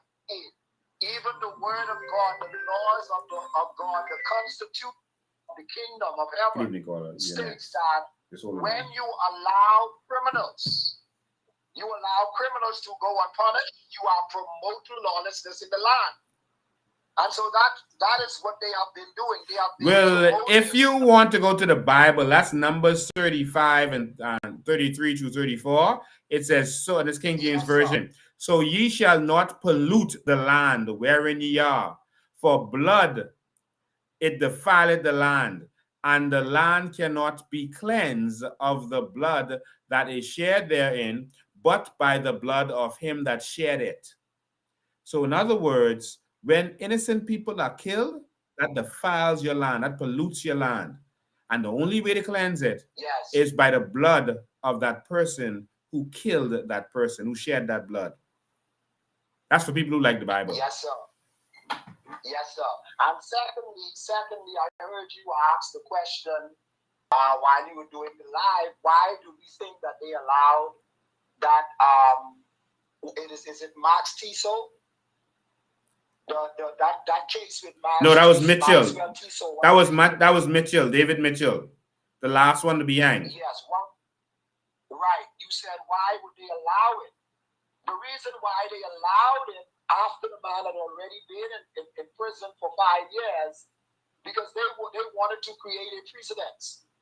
You see, once they would have set a precedent, that is what they're running off now. Yes. Every murder case, they can now refer to that same case and number and bring that up, and their clients, who is the murderers, would go scot-free, just like You are correct. went scot-free. You are correct. So they wanted to create a precedent, and that's what they did. They created a precedent. Yes. I got one more thing to show you. So if you're watching this, I got some big numbers to show you in terms of whether this thing, the death penalty actually works. Thanks for your call, man. Okay. Just hold the line, caller. You're next. Call number 1. Go ahead. You're live. Hello? Yes, it's you. Go ahead. Hey, good night, Mr. President. How you doing? Yes, I'm fine, thank you. Always good for Sunday nights to come. But Mr. President, you said that 23 years ago, sir, was the last time we have 24. When they did the article, it was 23. 24 years. 24 years ago, sir. Yes. So you're the man, you like to do numbers, and I believe in the numbers, right? Yes. So let's say for 24 years, we was losing 100 murders a year, Mr. President. Mm-hmm. That's 2,400 persons we lost, right? Yeah, if it was 100 a year, but it wasn't exactly 100 a year. I'm about to show the numbers, but yeah, I feel you. I only trying that out just Yeah. I know. I'm just saying, right? So if we had those type of numbers, or even close to it, or even more than it that was, right? And we couldn't find one case that deemed or made it possible for somebody to be executed in this country, Mr. President. That says a lot about the Mars statement, what was made when to our country when it relates to our judiciary system or the governance. Because I mean, all of these brutal murders we have been for over 24 years. And we didn't just in three to four administrations. We didn't pass through, and none of them see the necessity of creating avenues so that Bahamian people could go back to being in the bottomless bed was peaceful, and you could go sit on the beach until 2-3 o'clock in the morning, and you had nobody to. We have to do something in this country, and it has to start now. So you think we should deliver this referendum to the lawmakers? Man, Mr. Ben, I could be right there that morning before you reach downtown. All right. But we need to do that. Because the referendum make all types of sense. But you educated us the reason why they are not interested. When we have people sitting in the position of national security and prime minister, and who became wealthy off the criminality, man, it's ridiculous. We ain't getting no wealth. Have a nice day, sir. Have a nice evening. All right, thank you for your call, man. We got another caller waiting. I want to show you all some numbers that's going to show Brave Davis that the real facts on whether this is preventative or not. I want to show Brave Davis the numbers because they think Bahamians are not intelligent enough to look at the numbers. So we can show them the numbers. All right, caller, you're live. Go ahead. What's going on, my brother? Right here, man. How you doing? Everything good, brother. Hey, you know what? You know what missing in this country and everybody missing? What's that? Everybody crying or everybody saying hein. Yeah, Right. that's all good, you know. But we forgetting the corruption in the police force. Mm. Who does frame people? Who does brutalize people for confession? These things been going on in this country for thousands of years, my friend. Well, I can tell you, we experienced the brutality of the police force, the leadership, when we did the CARICOM thing, and they came to, well, you know, we experienced it. I'll leave that right there. All right. But what was powerful for me was when I saw police officers testifying against police officers who did wrong. That inspired me. Not all are bad. All right. I was shocked when I saw police officers in a particular case come to court and testify against a police officer who did wrong. That was powerful. Right. Yeah, but you know, my thing is, I all agree with hanging, you know, and the people who get catch red-handed, like the brother who killed the woman the other day. Yeah. People like them who get catch red-handed deserve to get hanged. But you got to take things with a grain of salt, man, because we know how the police forces carry on, and we know all this corruption what's going on around here. Look at Michael Johnson, how they dealing with that saying right now. Yes. Right? If he on audio talking and doing illegal shits like that, how much people he probably done lock up wrongly and send to court. Yeah. You understand? Mm-hmm. If these murder cases in this country ever start trying, you'll see how much of these people innocent. That's why you need a good government in place if you are going to do this. You need a good government in place to make sure that there will be no corruption. You're going to have an internal affairs. Internal affairs is going to deal with all of the uniform branches to make sure that no corruption is going on. And I can tell you that the majority of the police are not corrupt, only a few bad apples, and mostly they're the ones at the top. And they get promoted up to the top because they're doing the bidding of whoever is in power. And that's why when a new man come in power, so you notice when Minnis came in, he got rid of Clayton Fernandez, he got rid of Lehman Delaveau, he got rid of Strawn and them because they are his people. So that shows you he went and put his puppet there, who later admitted that he was his puppet. He went and put his puppet, what's his, John Roll, there. Hold on, I can call you next. And so that shows you that they influence the top ranks. And the top ranks use their rank to force the persons under them to do their job. But the persons under them don't want to be corrupt. They don't want to do those things. I know that for a fact. I was a victim of that. And I always stood up. I always told them, no, I'm not going to do it. No, I'm not locking this person up. No, I'm not going to put nothing on them. I always fought and stood up for what's right when I was on the police force. And there was many just like that. Right. And let me let the payment people know one more thing before I go. The voice of the voice to the government is when you fool with their family, or when you fool with a second homeowner, or when you fool with a tourist or kill a tourist or become a victim of crime like that. That's the voice of the voice to them. You understand? Because you messing with their bread and butter. You understand? You will see the high people mess with their bread and butter. And then you will see people get high. So if they make people serious, they'll meet you down there Wednesday and let the government know what they want to get put in place to start hanging these people. See, a lot of people talking in this country, but are asking the Prime Minister, what is the voice of the voice?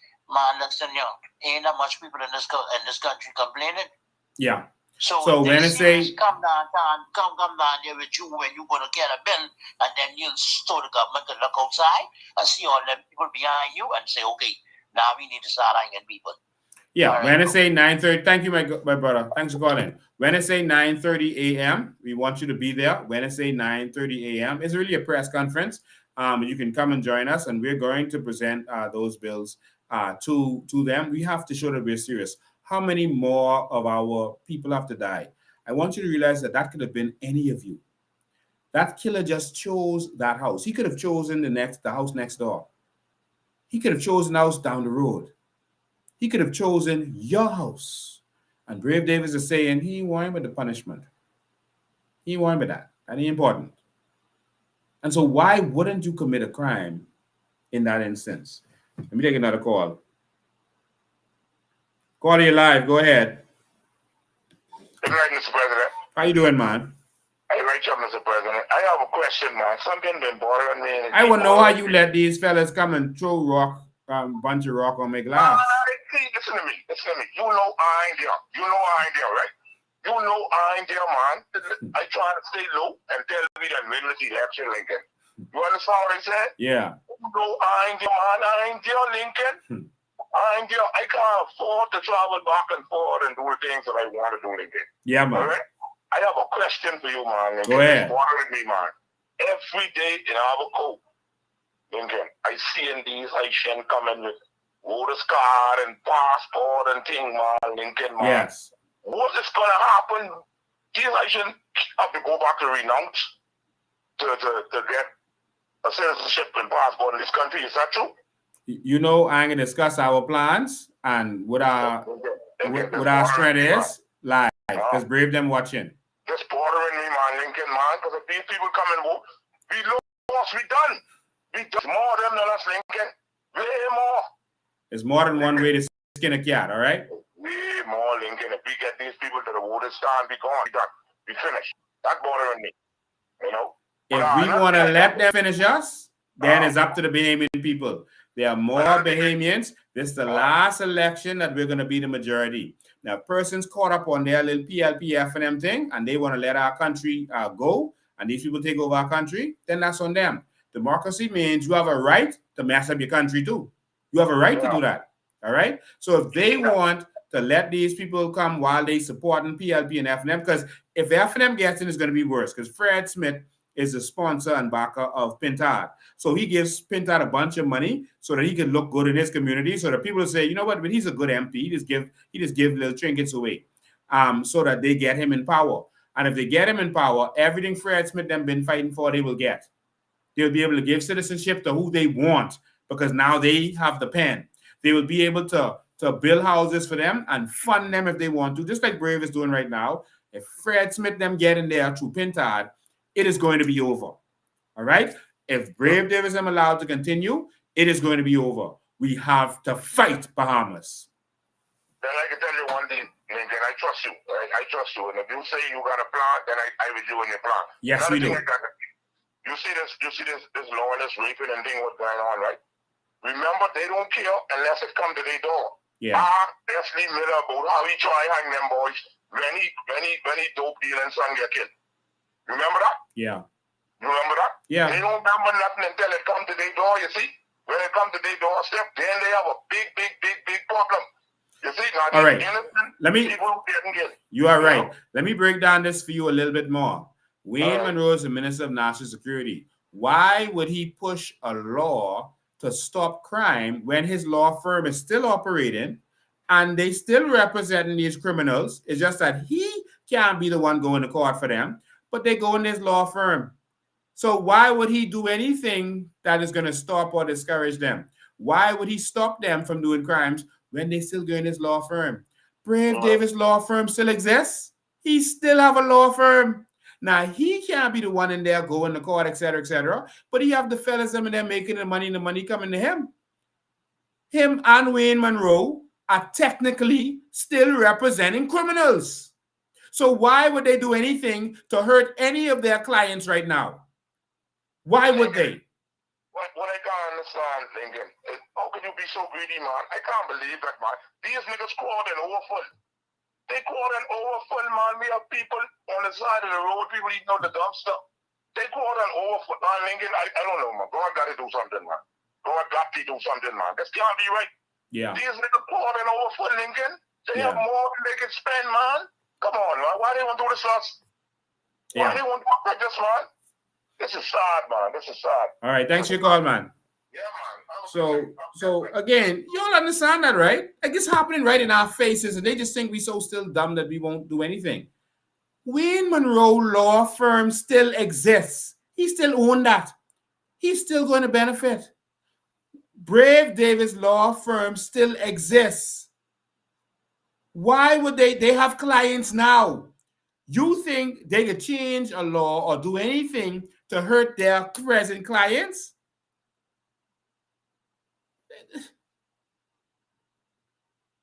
Of course, they can say, I don't see no one who did nothing wrong. Remember before election, Clint Watson was interviewing Brave and he was talking about the corruption in the PLP. He said, I saw no corruption in the PLP. That's what Brave saying. So let me show you something. This is interesting. I want to show you. I can need to take calls, but I want to show you this. I'll take a little break here to show you this. These are all the murders. These are all the murders. Okay, we got a caller here. Why can't I see the call?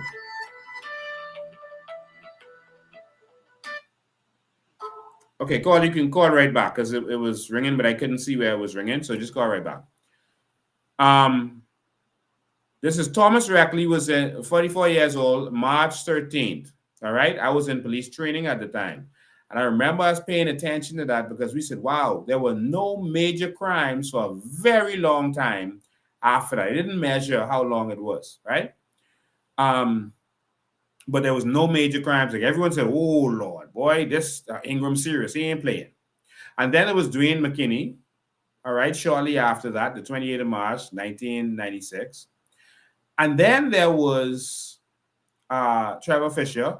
And that was, he was executed on October 15th. And Richard Woods. All right. Now, there's some discrepancy. Sometimes they show you Trevor Fisher in 96 or whatever, but we leave it the way it is here. So October 15th, 1990, it's Trevor Fisher and Woods was October 15th, 1998. Sorry, I said 1990. I mean 98. All right. And so I'm going to show you something with this. And then the last one was David Mitchell in 2020. Now, as you're looking at this on the screen, I want to break down something for you that you may not have noticed. That Brave Davis apparently didn't notice. All right. And so the first one was 1996. In 1996, after that, those hangings, it went from 54 murders in 1996 to 44 in 1997. So it did go down. All right. It did go down for that period of time. And it lasted again through 1998 when they had the other hangings. It stayed at 44 because fellas, they thought twice about doing certain things. Because you may still have the fellas who are doing crimes because that's how they live. They may still be doing their murders, but those persons who would just be hot-headed because there's no repercussions, may just say, you know what, I can just kill this fella. They're going to think twice because the atmosphere in the air was that, no, you're going to get hanged. You're going to go to the gallows. And so after that, and after they didn't have any more, it went back up in 1999 to 66. So they stopped. They saw where it was getting clogged in the courts and all this back and forth, and it went back up to 66. All right, 66 murders in 1999. And then in 2000, it went up to 74. And then it dropped after the David Mitchell execution. It dropped to 43. All right. So in 2001, it went to 43 murders. And then it stayed around there while they were still trying to hang people. It went to 52. And then it went to 50. All right. And 42, 52. So it stayed around that area. And then eventually after they saw these fellas ain't serious, it went straight up. I should have been showing you these numbers while they're looking at them. It started shooting up to 94 and then to under the PLP. It went to in the 70s and 73. And that's in 2008. In 2009, it went to 85. In 2010, it went to 94. In 2011, it went to 127 record at the time under the PLP. And then Ingram came in, 100, stayed in the hundreds, 111, 120, 123 in 2014, then 2015, 146. That was a record. It's under the PLP again. All right, under the PLP. So I might have said that wrong before. In 2012, that's when the PLP took over. And it went in the hundreds. Yes, that's correct. It went to record again, 146, then 111, then 122 in 2017. All right, so it continued to increase because they noticed no one getting hanged no more, no repercussions. But every time, if you look at the numbers carefully, it seems that when the hangings took place, people start to think twice because the number of killings went down. You understand? That's a simple matter. That's a simple thing to see. The government has all the data, so they can see this for themselves. So under the PLP this time, and again, 8035995 is the number, 8035995. Under the PLP, we've had over 400 murders, probably 430 now, something like that. And that's only in 3 years. Under the PLP, 2,402 murders. That's now probably 24, 30, or 40 something. Since that was done, since this graphic was done in August, I think. Under the FNM, 940 murders. That stays the same. All right. So we're not going to have a choice. Crime continues because they benefit from it. They make money from it. Your highlight bill, etc., continues because they make money from it. You don't get Crown land because they give Crown land to Iraq homes to be able to build low-cost homes that you will pay $500,000 for when you add up your payments, your fees, and all that kind of stuff. Every part of our suffering comes from the PLP and FNM, and they pretend to not be working together. I wish I could have shown you. I wish I could have shown you them in the house recently, last week. They were in the house, and Pintard get up. We don't like this about the yak. We don't like this about the yak. I said, but we will vote for it. You see something that's wrong with it, but you will still vote for it. We saw Adrian White get up and say, oh, this means that the local government election supposed to happen in January isn't going to happen because this says the next election is going to take place in 2027. But we can still vote for it. It's like the FNM and PLP bosom buddies working together to screw the people. It's like like Brave and Pintard have just partnered. They've just partnered to work against us. Not only are they traveling together, working together, he said that's his cousin. And it's like he tries not to hit them too hard or with anything substantial.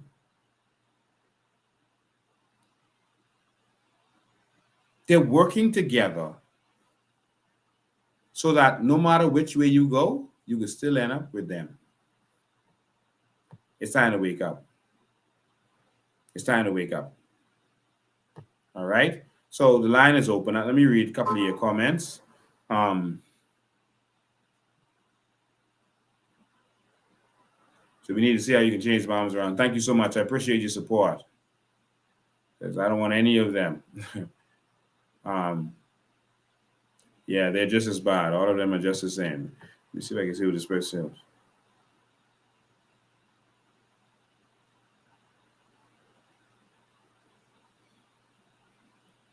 All right, I'm trying to read, yeah.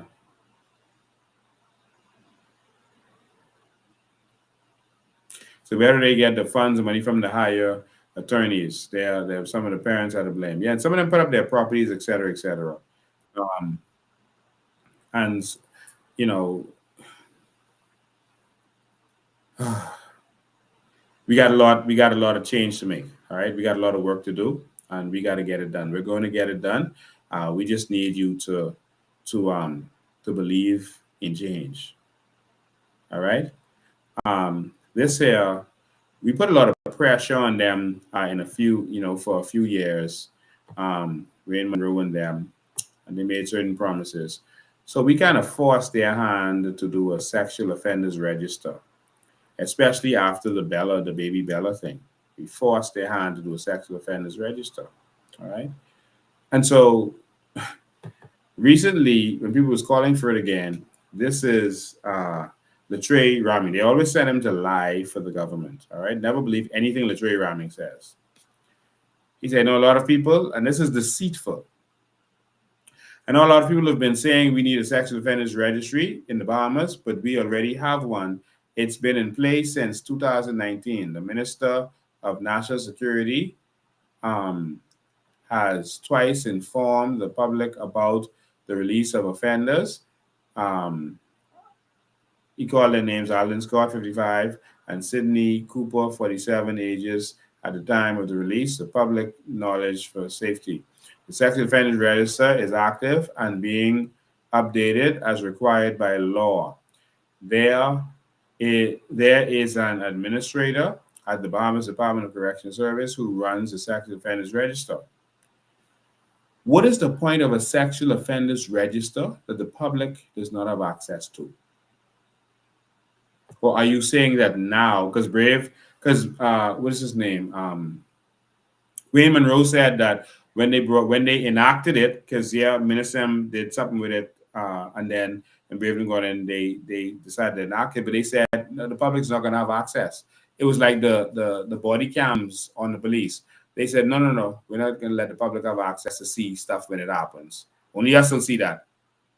And you gotta trust what we say. In the US, England, Canada, everywhere else, if something happens, they release the body cam. It's no big deal. But it's the same thing. The Sexual Offenders Register, they are saying that is for, they will give the information and you just listen to what they say and that's it. They'll make announcements from it. And they have access to that register, not you. So to confirm or deny what Latreille Raming said, we're going to do a little search for the Sexual Offenders Register, just so we can see, what's up with it. We can do a little search for it and see if you can actually have access to that. Can you Bahamians actually access that? Sexual Offenders Register, Bahamas. Oh, let me make sure y'all can see what I'm doing. Sexual Offenders Register, Bahamas. Let's do that. Good afternoon. Hold the line one sec, caller. Hold the line one sec. Okay, so here we are. Sexual Offenders Register, Bahamas. So I'm just going to press search. There we go. Registration of Sexual Offenders Regulations, 2019. Okay. Pulled from the cracks. Released Sexual Offenders Register. Number of sex offenders have been released from the Department of Corrections. Okay, nothing there yet. We need a Sex Offenders Register Department. All right. That's a video. So if you have a Sexual Offenders Register, why when I put in the register is not the first thing that comes up? Why say, okay, there's a register. Let's go look at it. Let's go look at the list of people. Somebody else says Sexual Offenders Register. Well, this is Tribune. It says active. All right. Stuff with Florida coming up, everything coming up. If it's active, why can't we find it? Okay, let's go to this Tribune article and see what they say. Wayne Monroe. Sexual Offender Register is active, says Wayne Monroe. And that's him. Jesus. National Security Minister Wayne Monroe says the Sexual Offenders Register is active and being updated as required by law. His comment was in response to a man who was recently arraigned in court and is believed to be a repeated sexual offender. Asked why the public was not informed about the man's whereabouts, Mr. Monroe said the law does not apply retroactively. The difficulty, he said, is I explained when we had the issue with the law, is it was brought into force in 2017. So it relates to people who were convicted after 2017, which is absolutely ridiculous. But of course, they're going to do that to protect themselves. So if you were convicted before 2017, it does not apply to you, but there is an administrator at the Bahamas, at the prison, who runs the sex offenders register. She is hired. She is on premises. There is a dedicated building for it. Regarding the alleged repeat offender, Monroe said he was convicted before 2017, and so if you were convicted before 2017, the act is not applied to you. There is somebody at the prison, a lady whose entire job is managing the list. When somebody is released, the process is she would advise the ministry. We would consult on how we should notify the public, so they'll notify you, and then we go bring that. That's not a register. But all of this is triggered by the person who administers the list, who is in BDOC. It is not clear how many people are currently on the register. So this, the Tribune saying, it's not clear how many people are on there. So what register? In November, Monroe said a number of sex offenders had been released from prison without being placed on the register or complying with the reporting requirements of the law, even though the register came into force 2 years prior. Calls for sex offenders register testified after the killing of Lemuel Makawacha by Kofi Goodman, et cetera, et cetera. That's the whole story. So this is how the sexual offenders register works. When someone being released, the prison tells Wayne Monroe, and Wayne Monroe tell you if you want to. But there's no register like in America where you can just go and search and see the sexual offenders. If you're moving into a neighborhood, you can actually search. It will show you all the sexual around that neighborhood, so you could choose if you want to move next door with your two good boys next door to a sexual offender who was arrested and released for molesting little boys. But you don't have to worry about the sexual offenders register under the COI. While there will be one, you don't have to worry about it. Make it clear, because no one who molests a child under the COI will ever be released from prison. We will take care of them for the rest of their life. They don't have to worry about that.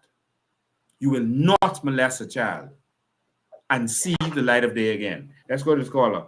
Caller, you live. Go ahead. Go ahead, caller, you live. How are you doing, Miss Ben?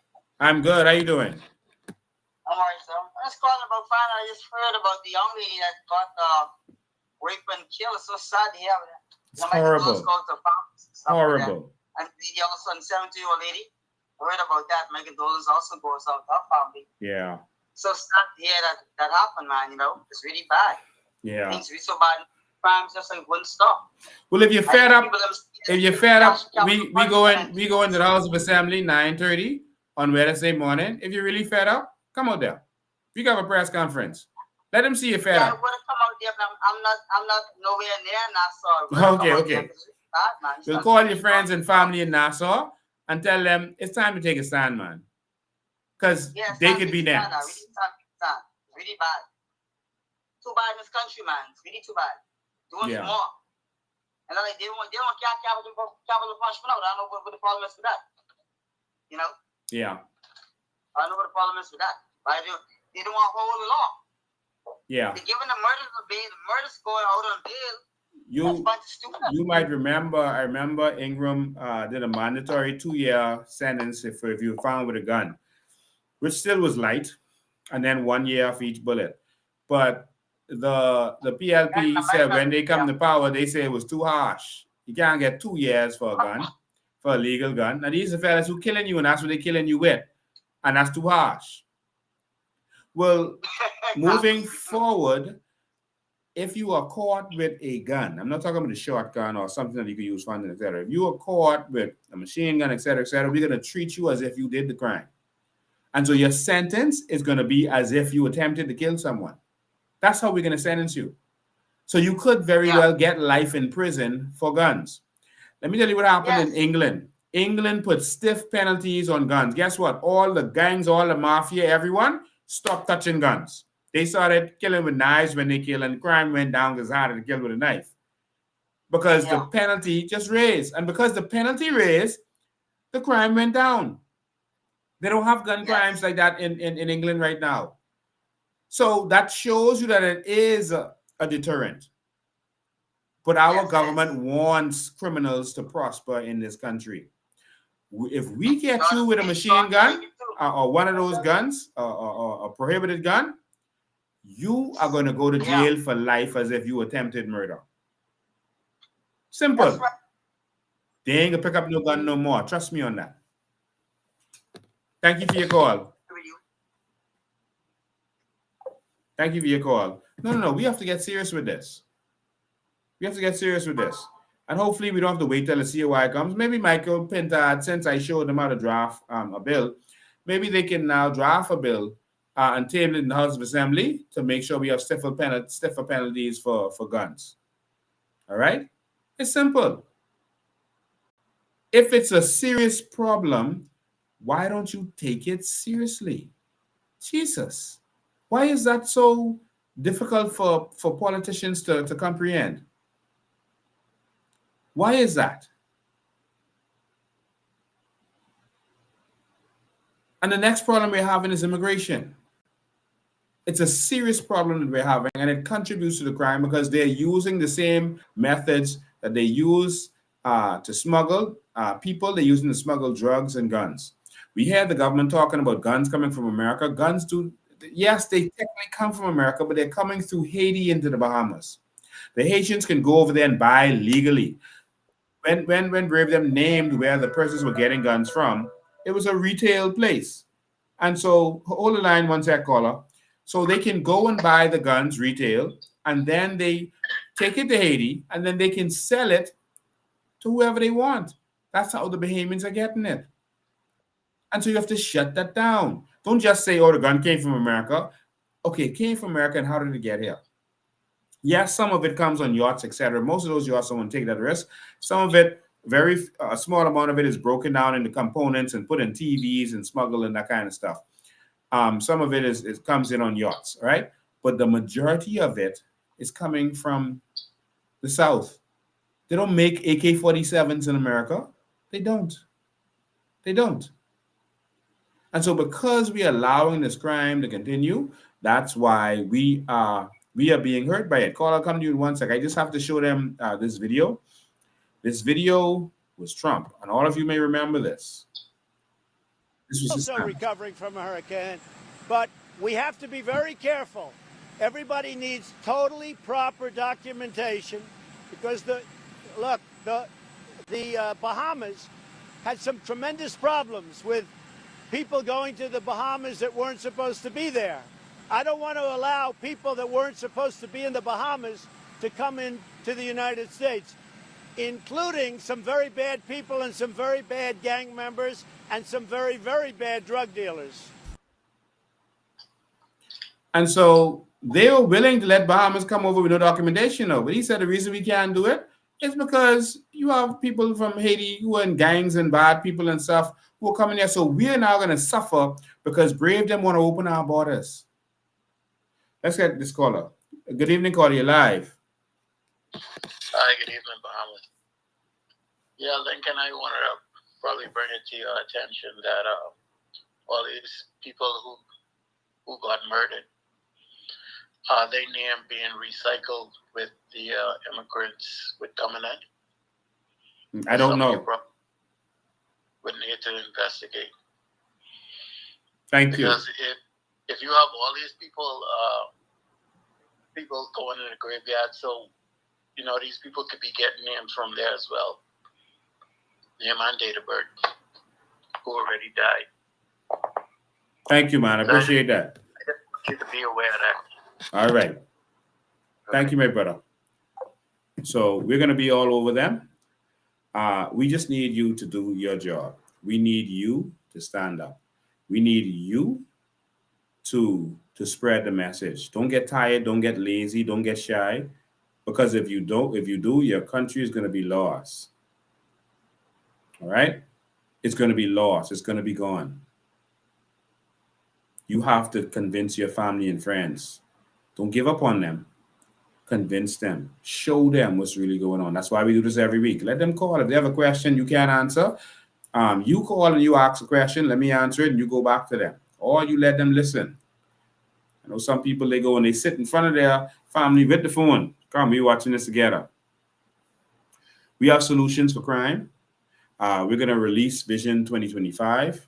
Sorry, Vision 2030. We're going to release that to the Bahamian public very soon. A vision for a new Bahamas. It's time for change. And so, ladies and gentlemen, got to go check on my kids. I'm in this fight. I'm in this for the long haul. I'm going to stand up for you. I just want you to stand with me. I'm going to stand in the front lines. Just stand, man. Let's fight, man. We got to fight. We can't let our country go. It's falling right in front of our eyes. We got to fight. Let's go talk to Trump before you get in the house. We've been talking to Trump people for months. We got to fight. A new Bahamas is here, but you got to fight for it. All right? So don't give up. Don't give up. We want to remind you, of course, you can see what we're doing and how we're doing it. Support the party. All right? Whatever it is. I don't care if it's $1, $5, $10, $100, $1,000. Support the movement. Every party has to raise money. Trump is a billionaire. They had to raise money. All right? As rich as the Democrats are, they had to raise money. So some people say, oh, we're going with the party with money. No, every party has to raise money. And so we can do this if you help us to get this done. All right? As simple as that. If you want to see this, you have to support the movement. So that's one of the links there. And that's the other link there for you. Please support the movement. All right? So that's one of the links there if you're in the Bahamas. And this is the GoFundMe. All right? You can do that from anywhere. If you're in America, you can only do it through the GoFundMe. If you're in the Bahamas, you can do it with GoFundMe or the other link. All right? So, ladies and gentlemen, come on, man. Let's make this happen. We're in the final leg. Election is going to be called in short order. Remember, I was telling everything I said has come to pass. Remember, I was telling you that they were forcing the government to bring in the income tax. And so now you see it. And I got it because I was in their meeting, not me personally, but you know what I mean, when it was being forced on them. So now they're saying, oh, no, we're not going to do that. We're not going to do that. But everything the IMF tells them to do, they do because they owe the IMF a lot of money. All right? They're making it seem like it's a suggestion. They ain't suggesting nothing to you. They're telling you. That's like the bank. The bank, if the bank sees that you're doing foolishness or you're bankrupt or something happens, the bank is going to call in their loans. Or they're going to tell you, you need to do this, that, and that. Or we can deal with you. And so every time the IMF makes suggestions to them, they end up doing it. Now, they'll let them have a little time to stall to get it done. But VAT, the IMF said it was going to do it, and they was denying it. Remember? It was denying it. VAT, no man, don't bring VAT on the people. That was the IMF telling them to bring VAT. They denied it, and then they did it. They waited till after the election. So that's why they work together. So whoever wins, that's what they're going to do. So we got to be wise. All right? Let's stand up. Let's be wise. If income tax comes, you finish. So fight. Talk to your friends and family. I see one person clicked on the link. One person clicked on the link or scanned it. But we need all of you to do so. I'll put them back up there in your chat again. That's the one if you're in the Bahamas. And this is the other one, wherever you are in the world. Come on. You got to fund the movement, support the movement. You see, we're traveling to all the family islands. We are getting it done. And so you got to come with us. All right. So 9:30, we're going to put a flyer out. 9:30 on Wednesday, we're going out. We got to stand up. So don't come in no CY colors. Come as a Bahamian. All right. When I say that, I mean the logo, etc. Come as a Bahamian. We're going out there as Bahamians. All right. I know I'm a part of a party, but we're going there as Bahamians who are fed up and tired. Because who knows who the next person could be? The next person could be anyone.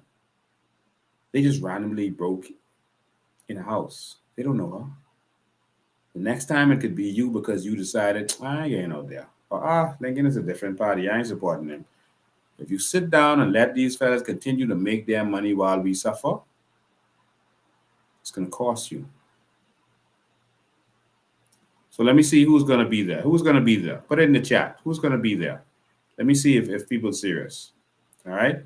Who's going to be there? Let me see you. I'm looking.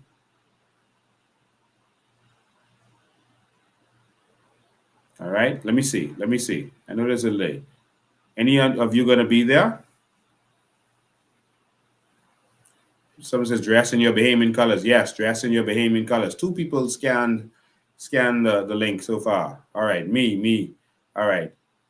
So people saying they could be there. Awesome. Good to see. Good to see that. Yeah, man. We got to make this happen. All right. Who's going to be there? Me. Okay, that's another person. All right. Sandra Carey said is going to be there. Bing is going to be there. Jefferson is going to be there. Julie will be there. All right. Boss Lady will be there. Thank you so much. Yes. Take some time off or go to clock in to work and then come back out there. All right. Joe Bet Mini said it's going to be there. We're looking for Candy Foam and all these people who confirmed with murder. We're looking for the F&M to be there. They was out there singing. Well, we bringing you the document, and we're going to forward the document to Pintard ahead of time. All right.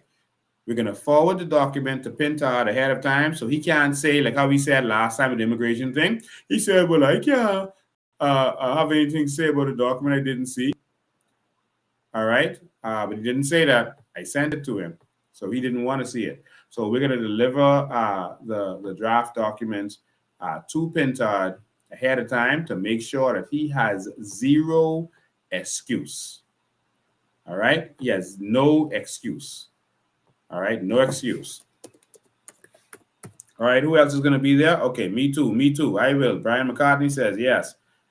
Pinewood always in the house. Yes. Thank you so much. Let them see you can be there. All right. Thank you is encouraging. It's encouraging to see you. Say that you're going to stand up. We don't need another Bahamian to die. We don't need another Bahamian to die while these governments and oppositions are jokey and not doing what they're supposed to do.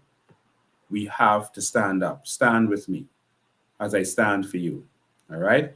So the attacks against me are going to kick up.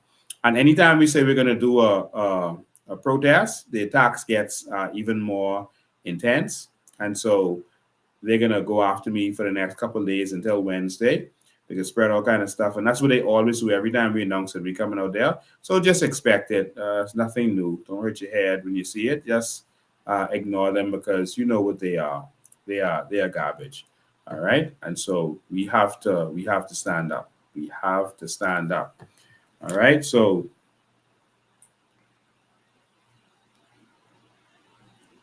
just want you all to see this.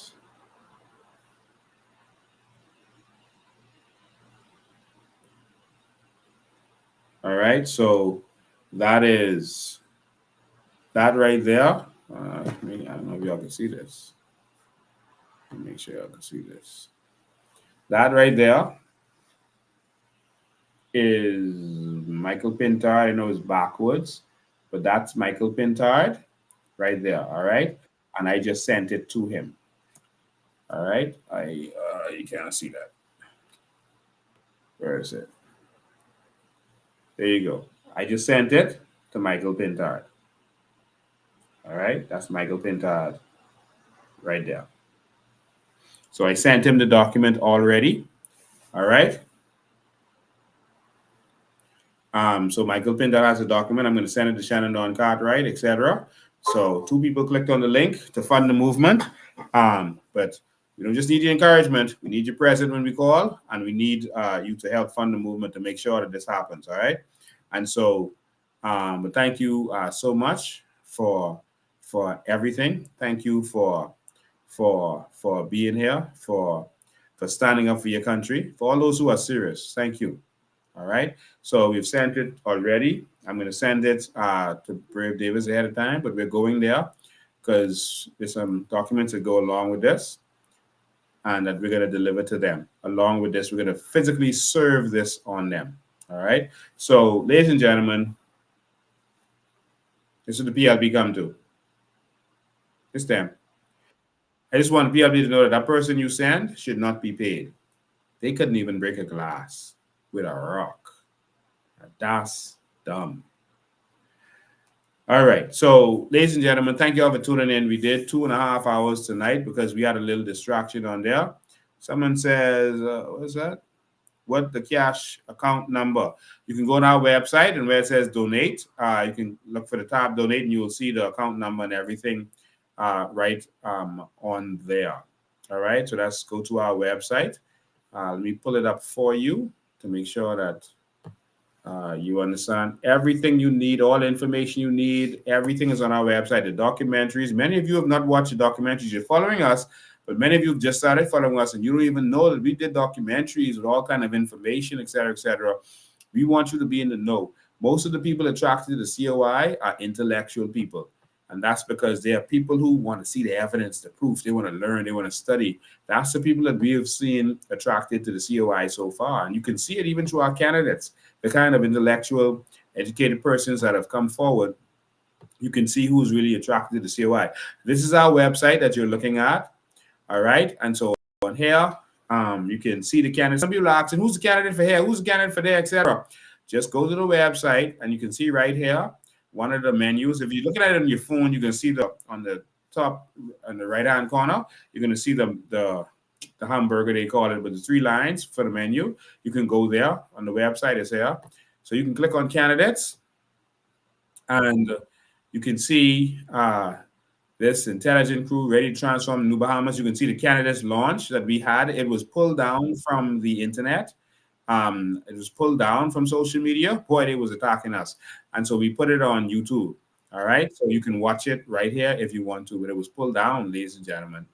That's the amount of attacks they're putting on us. But now they've gone to violence and they've attacked me physically. I guess that was just to scare me and let me know that they're following me because they thought I was going to release something. But here, the 2026 candidates. And so this is information on some of them, what they do. And then some of these, as you click on them, learn more, you get information. So they're still uploading information on many of them.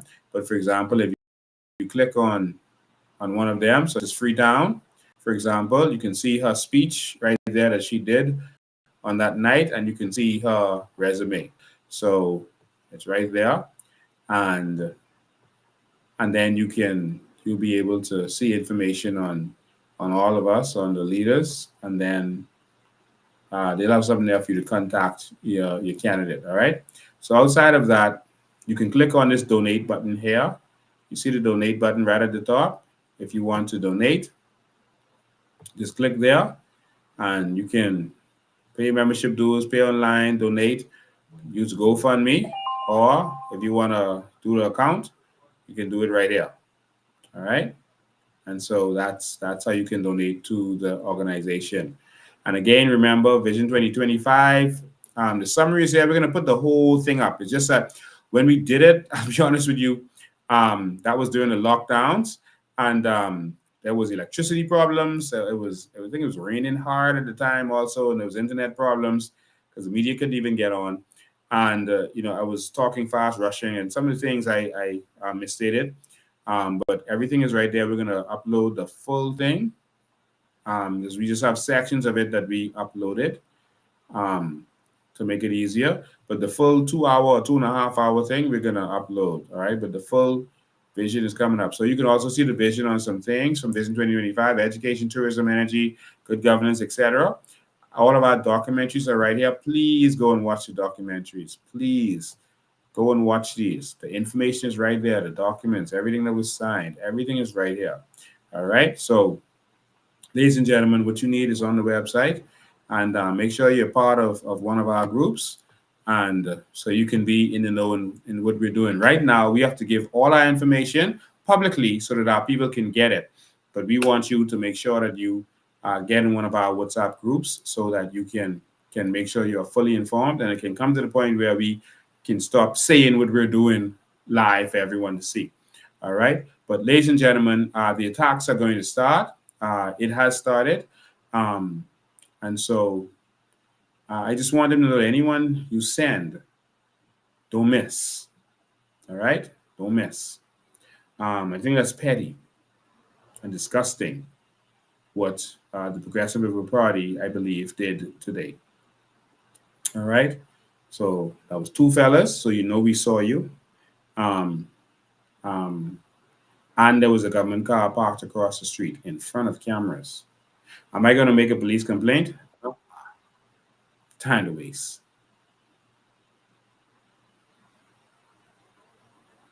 Will I deal with this?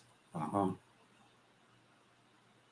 right. So, ladies and gentlemen, thank you so much. We appreciate you. We love you. Y'all, let's keep fighting. All right. Let's keep fighting. We're looking forward to seeing all of you. Don't come by yourself. Bring someone with you. Let's go out there. Let's speak to the media. Let's let them know that we are tired, that we are fed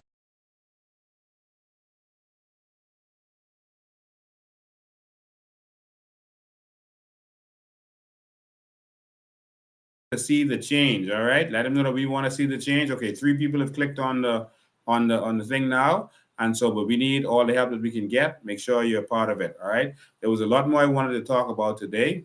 So look at you trying to get killed. Don't miss. That's scary. They get hit or miss. It doesn't happen. The new Bahamas is going to happen. There's nothing they can do to stop it. All right? Nothing. We have zero fear. Zero fear in anything that they can do to us. For we know my favorite scripture, for I know that the Lord is my keeper, and I will not fear anything that man can do unto me. They can't touch me unless he delivers me to them. Their job now is to try to set me up with something to discredit me. They don't want you listening to me. They want to be able to legitimately say he lied. All right? Or they want to get something to legitimately say he's a crook. All right? Because they say stuff now, but it isn't sticking because it's foolishness. It's just a bunch of lies. So they want to discredit me somehow. That's what their mission is. So I'm not worried about that part of it. If they kill me, everyone know it's them. Everyone. All right. So we're not worried about them. I have full faith. We are going to the new Bahamas and we're going to get there. And I will get there with you. So don't hurt your head. Someone says landslide 2025 or 2026. Yes, landslide is coming. Thank you so much, ladies and gentlemen. And thank you everyone in Abaco for coming out. You did a good job. You packed the house and we're getting ready to roll. So Exuma, Michael, everywhere else, we're coming soon. Cat Island, we're coming soon. All right. So again, support the movement because we got work to do. All right. God bless you. We love you. And we'll see you soon.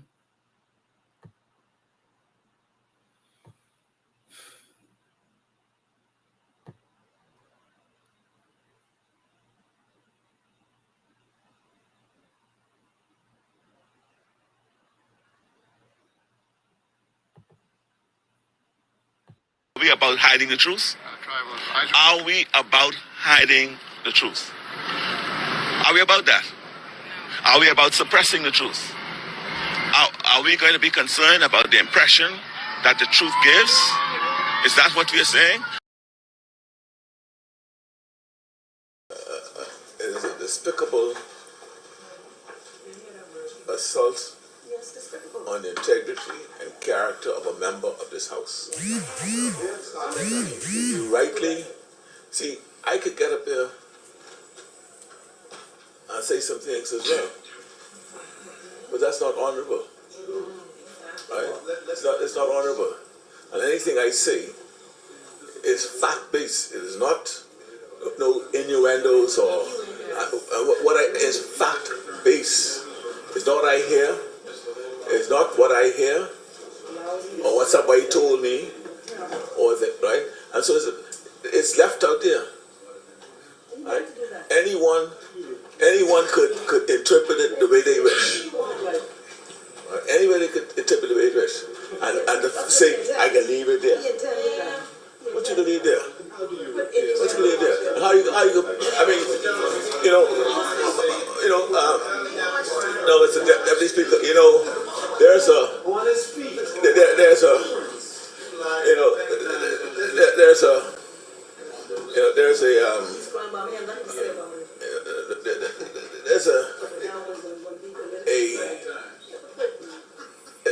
what I call sometimes, we say things.